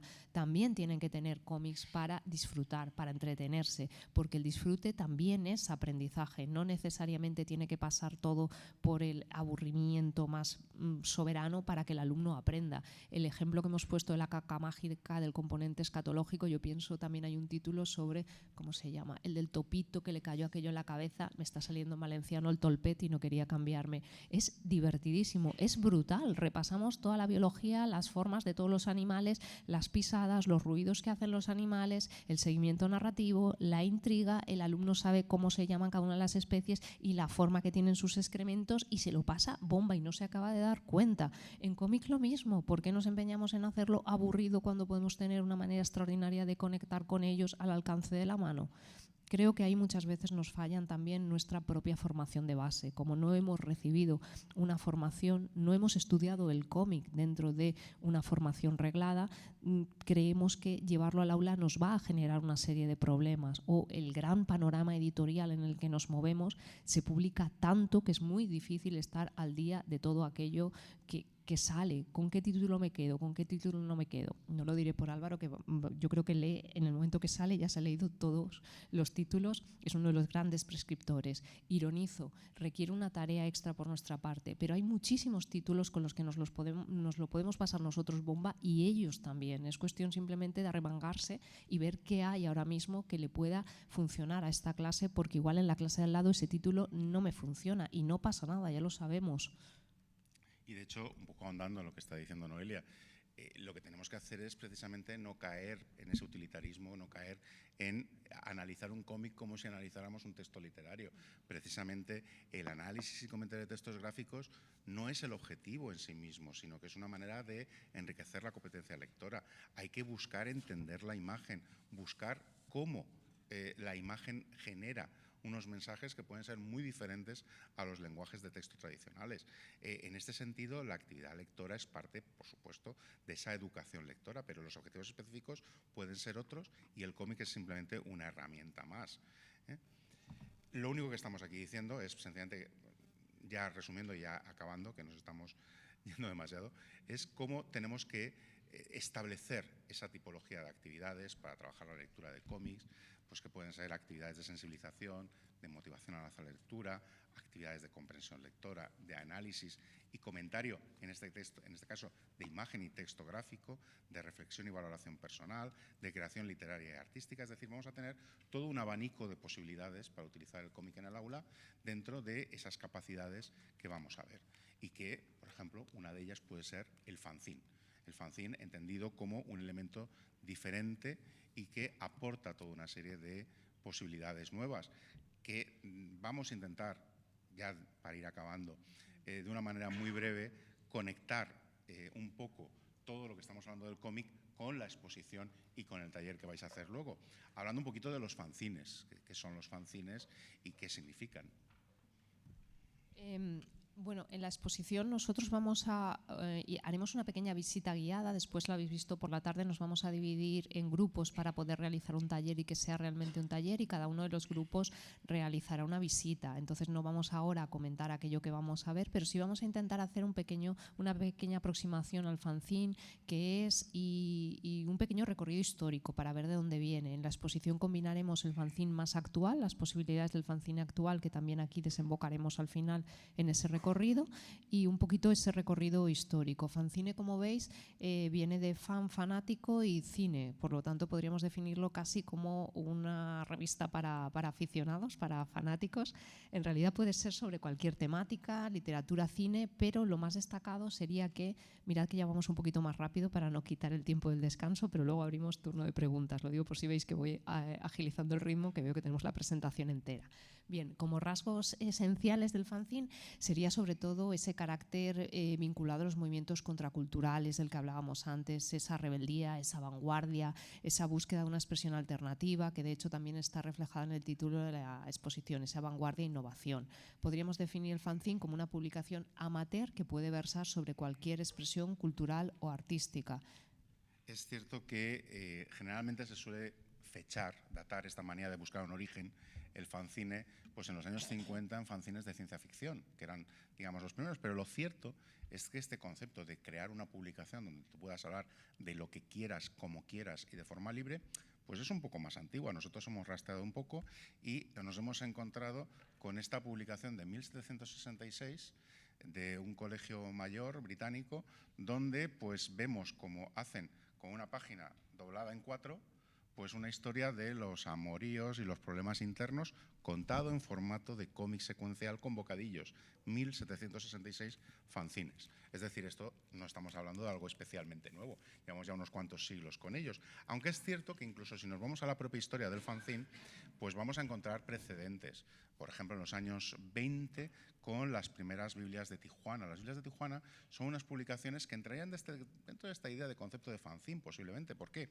Porque eran unas publicaciones muy pequeñitas que se hacían, son de un formato así pequeñito, que se hacían en los años 20 como parodias satíricas pornográficas de los personajes más famosos del cine, del cómic.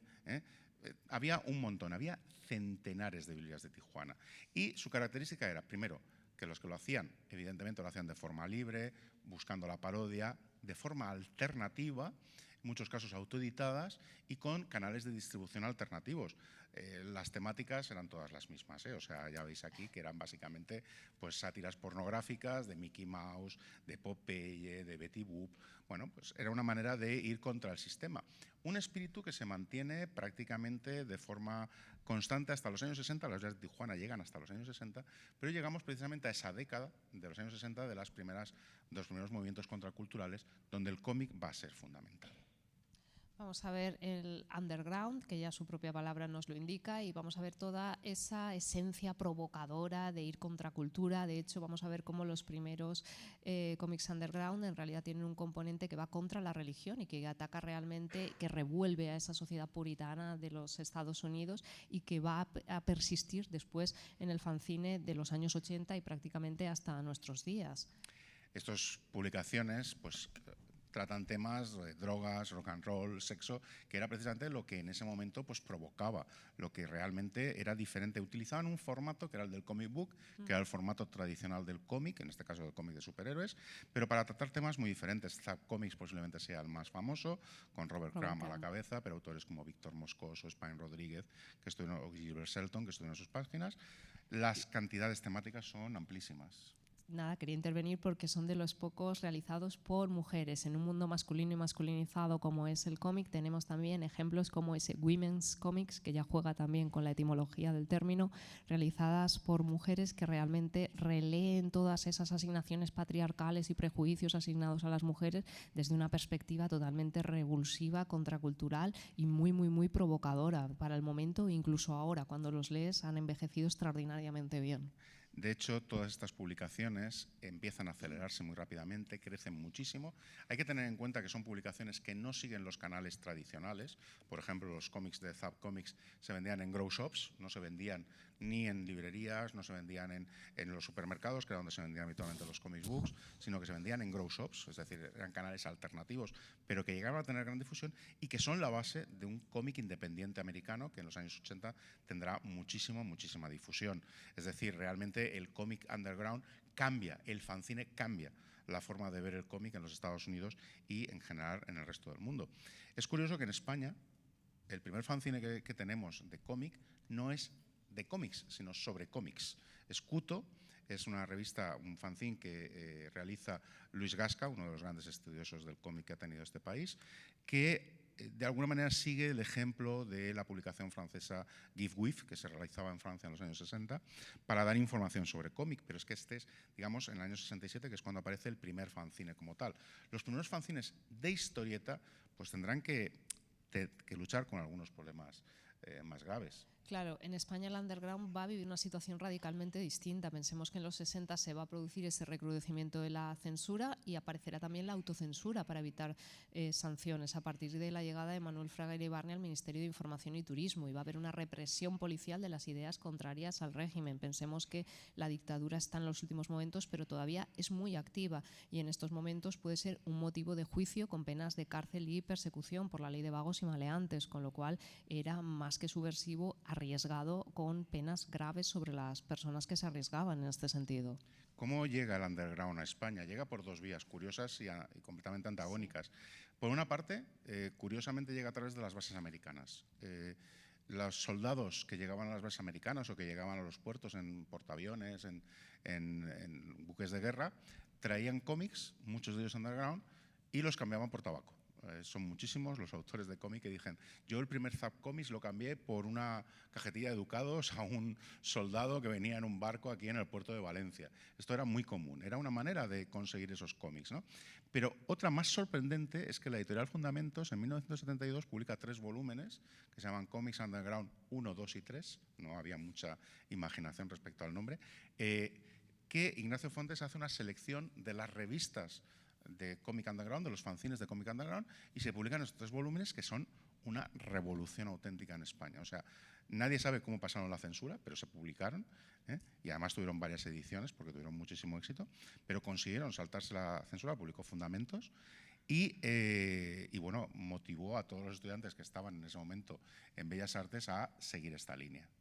Un año después tenemos El Rollo Enmascarado, el fanzine que crean en Barcelona Mariscal y Nazario, y en el que participan autores como Francesc Capdevila, después conocido como Max, Pamés, Roger o Isafeu, por ejemplo, en el que vemos, bueno, desde la portada ya se ve esa fuerte influencia del underground estadounidense y las temáticas sociales y referencias políticas que van a caracterizar ese espíritu del underground. Lo más destacado quizá o lo más llamativo que se suele recordar del rollo enmascarado es que fue secuestrada, nada más editarse, porque atentaba contra la moral pública y se le imputaron cargos de escándalo público, se le pidieron penas por 6 meses de cárcel, inhabilitación 9 años y 15.000 pesetas de multa. Afortunadamente fue absuelto, sin embargo en la sentencia quedó fijado que eran historietas que no respondían al buen gusto. Pensemos que 15.000 pesetas en el año 73 era un pastón, era un pastón, realmente era una multa importante. Lo que pasa es que precisamente de esa absolución dio la salida que dentro del sello El Rollo Enmascarado, Los Tebeos del Rollo, aparecieran multitud de fanzines. Paupérrimus Comics, Catalina, Diploma de Honor, de Cómic, Neón de Suro, Sidecar, Purita, Carajillo Vacilón, Nasti de Plasti, La Piraña Divina. La cantidad de publicaciones que aparecieron en esa época es increíble y generaron un ecosistema de autores y autoras, sobre todo de autores, pues como Nazario Luque, Max, etcétera, que realmente consiguieron llegar al público, y eso pues hubo editores avispados en ese momento que se dieron cuenta de que había ahí una necesidad de cohesionar y de vehicular toda esa búsqueda de nuevos autores. Y en 1974 aparece la revista Star, fundada por Juan José Rivera y Montesol, que aparece inicialmente como revista de cómic, donde publica precisamente a estos autores. Publica a Max, a Nazario. Lo que pasa es que la revista incluso también publica autores americanos como Robert Crumb o franceses como Philippe Druillet, de la revista Metal Hurlant, pero la revista va evolucionando muy rápidamente a una revista de prensa alternativa. Es una revista que se mantiene durante bastantes años, prácticamente hasta el final de la década, aunque sí que es cierto que sujeta a todo tipo de secuestros, de censuras y de problemas con el gobierno.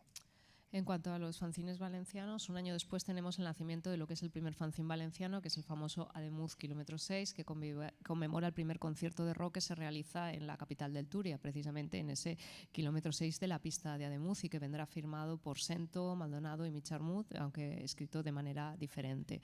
Si lo comparamos con los fanzines catalanes que estábamos viendo, tiene un estilo mucho más pop que estos, un aire festivo costumbrista, y sobre todo se ven claramente las influencias y referencias a la escuela valenciana, ese retallat y pegat que podemos ver, o por ejemplo esa referencia a Pumbi o referencias a Calatayud, del que hablaremos más adelante. Sí, porque ¿por qué el fanzine en Valencia es a lo mejor diferente? Bueno, lo cierto es que casi todos son alumnos de Bellas Artes, muy influenciados en ese momento por los movimientos estéticos que tenemos aquí en la década de los 60, podemos hablar, por ejemplo, de Estampa Popular, o de autores como Solves, Armengol, el Equipo Crónica o el Equipo Realidad. De hecho, por ejemplo, el Equipo Crónica y el Equipo Realidad realizan cómics, y realizan 2 encargos de cómics hechos por Albert Girona importantes, que están además aquí en el IBAM, están en los fondos del IBAM completos, pero que son inéditos, no se publicaron nunca. No llegaron a publicarse precisamente por la Ley de Publicaciones Infantiles y Juveniles, que prohibía que hubiera cómics dedicados a público adulto. Con lo cual, estos cómics nunca vieron la luz, de momento, esto ya hablaremos más adelante.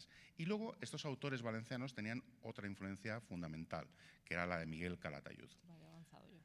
Miguel Calatayud es un autor que empieza a publicar en la revista Trinca en los años 60, y lo que hace es publicar rompiendo todas las normas. Él publica Peter Petraque o los trabajos de Hércules, no mirando el dibujo tradicional como otros autores que estaban con él en esa revista, como Víctor de la Fuente o Hernández Palacios, sino que lo hace mirando al pop art, mirando a Pelaert, a Edelman, a los grandes del pop art de la época.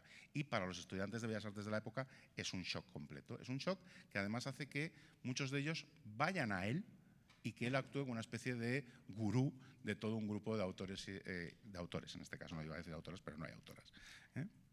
Si seguimos este recorrido por el fanzine valenciano, pues destaca Valencia, ese fanzine realizado por Mariscal junto con el escritor Josep Vicent Marqués, en el que repasan las ciudades de sus edificios más emblemáticos. Hablábamos antes de ese tono festivo. Aquí lo que tenemos es que el Miguelete y Santa Catalina se van a ir a comer una paella a la playa, divertidísimo, con ese tono costumbrista y lúdico que va a fijar el fanzine valenciano.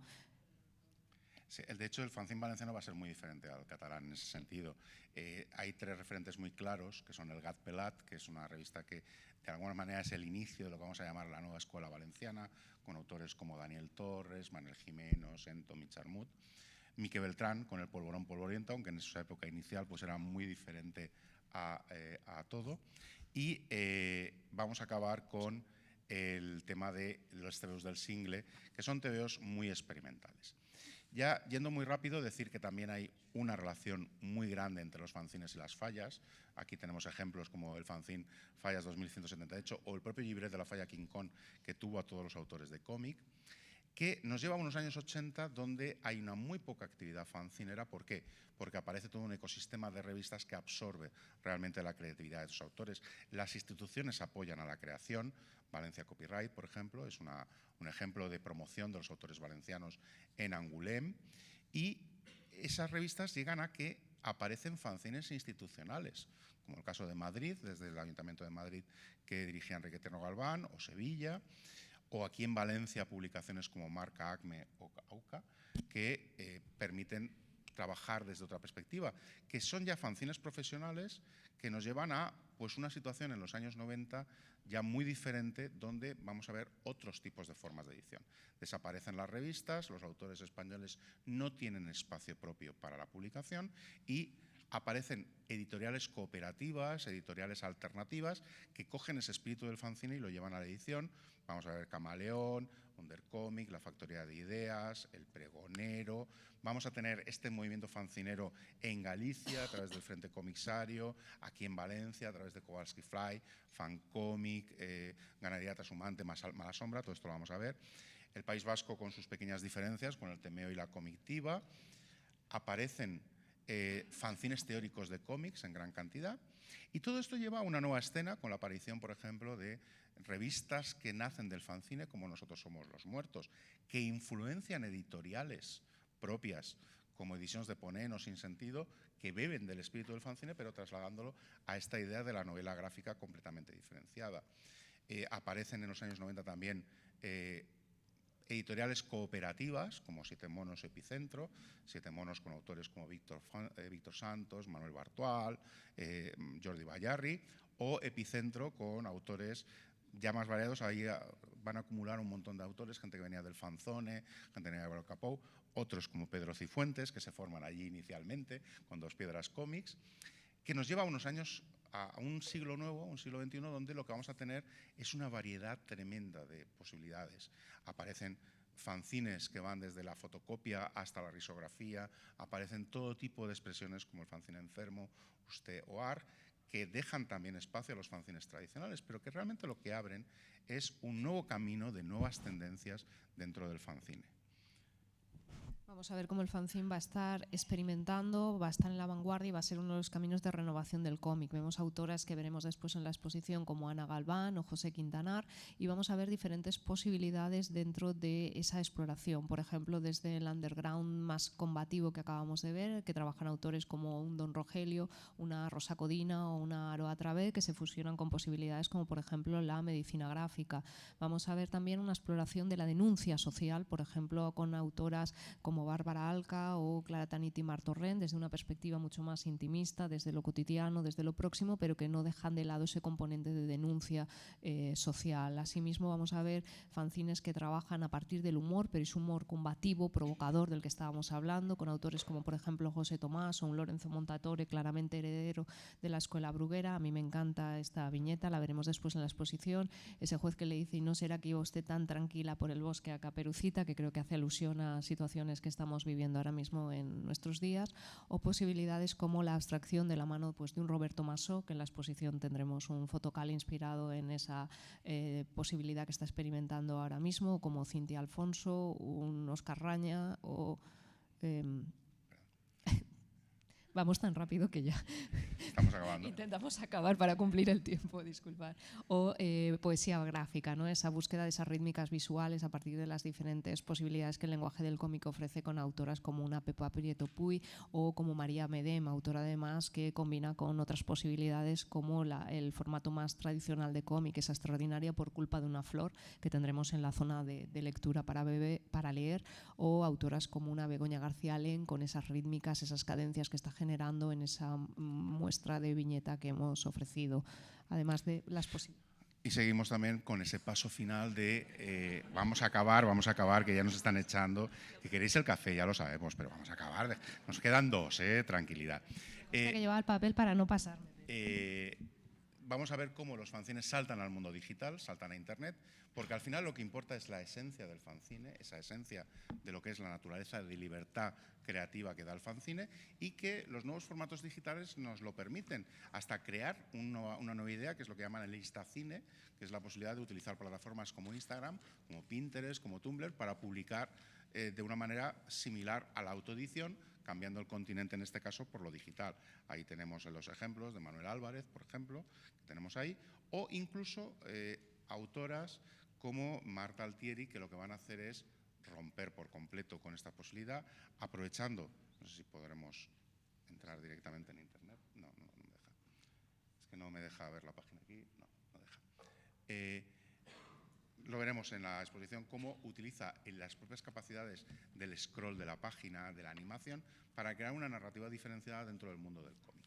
Todo esto son posibilidades que se añaden a todo lo que hemos visto antes y que generan pues, las posibilidades de transformar el cómic en el aula y utilizar también esa capacidad innovadora del fanzine dentro de una de las posibilidades didácticas del aula.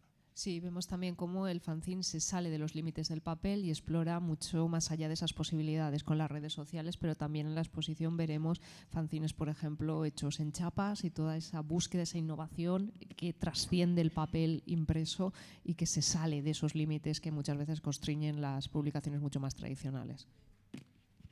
Y con esto acabamos.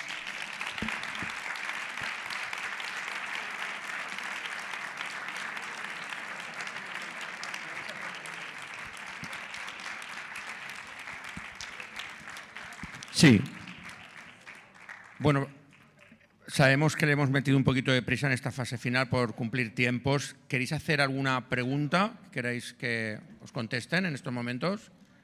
¿Alguien quiere hacer alguna pregunta? O si queréis ahora en la pausa café, también podemos aprovechar. Sí, ¿verdad? Que respiren un poco. Sí. ¿Ninguna pregunta en estos momentos? Bueno, pues nos vemos en pausa café. Gracias.